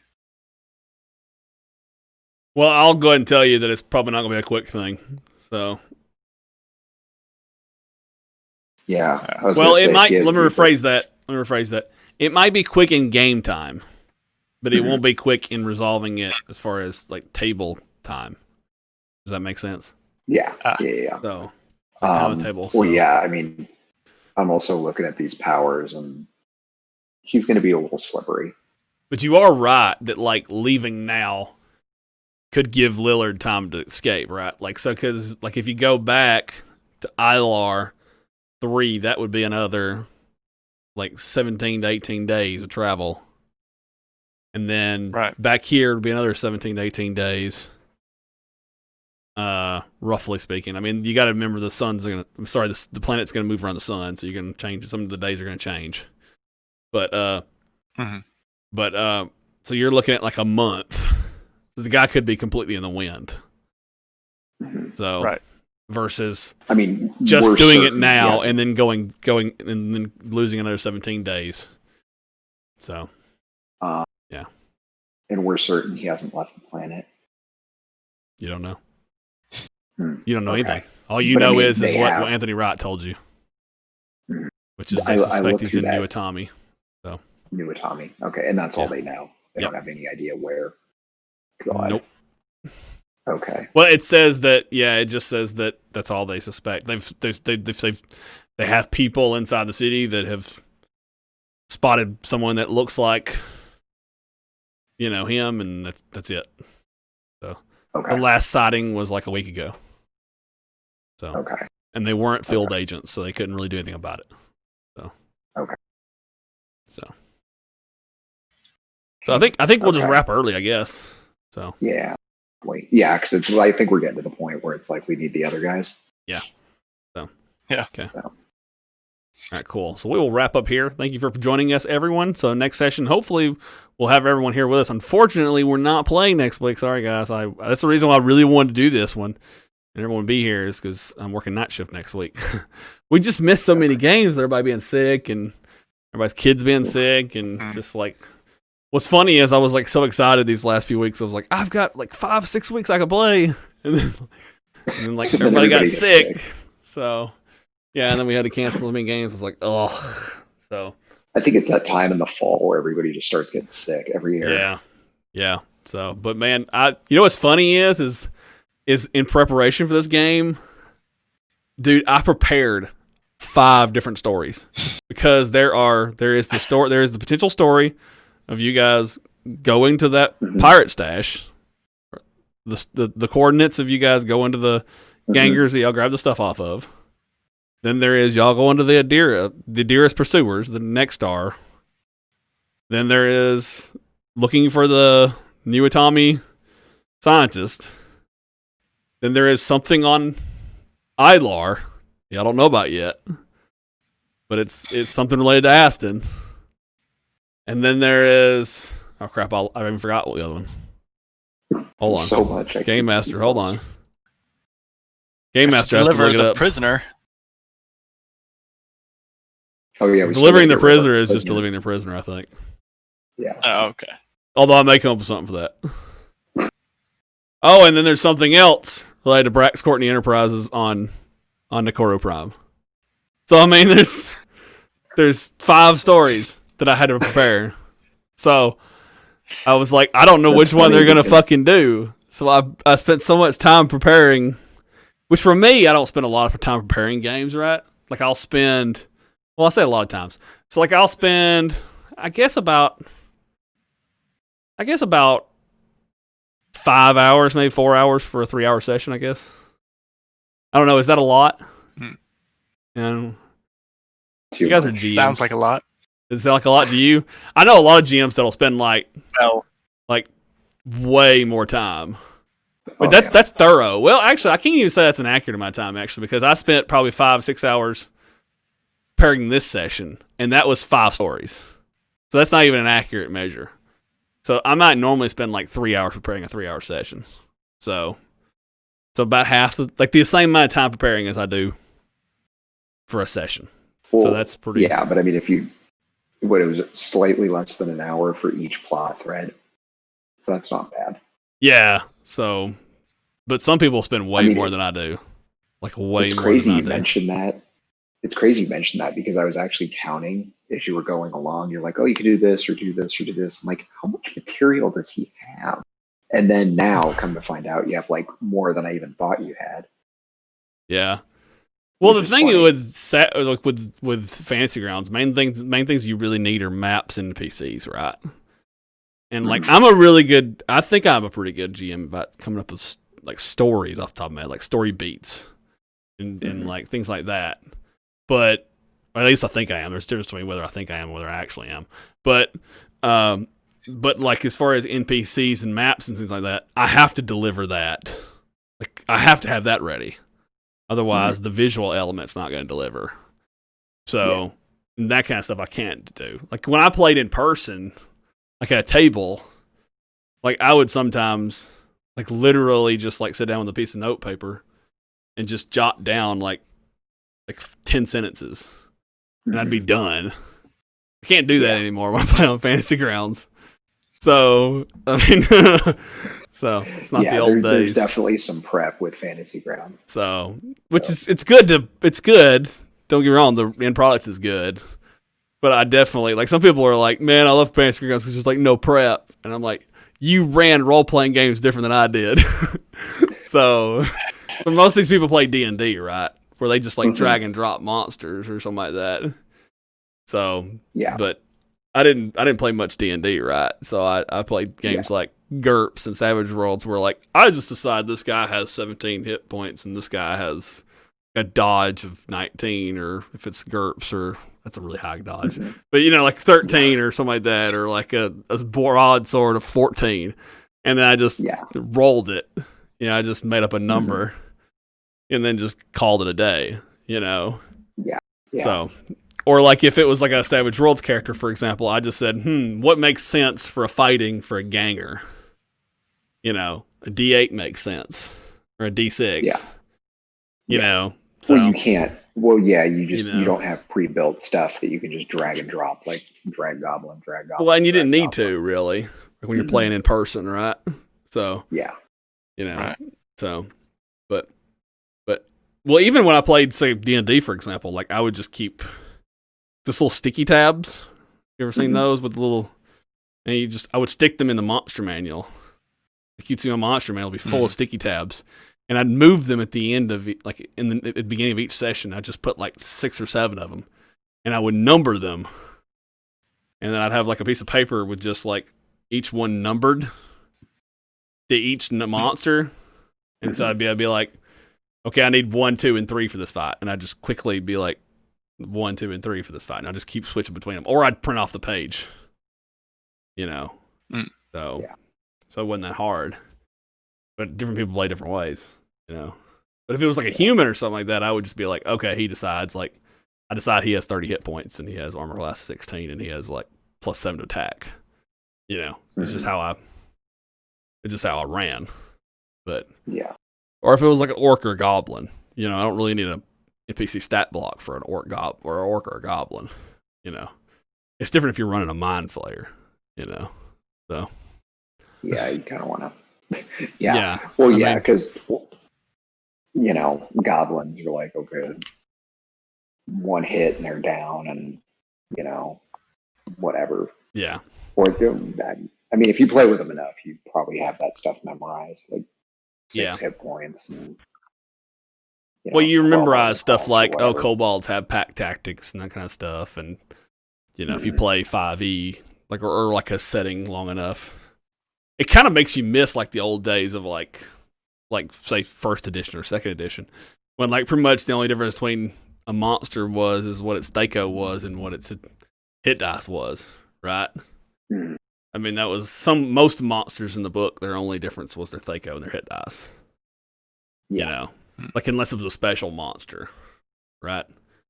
Like a giant, for example, didn't have a special ability really. It was just really big and hit stuff hard. If the GM decided it did something special, like throw somebody across the room, he just decided it threw somebody across the room, which it probably did all the time.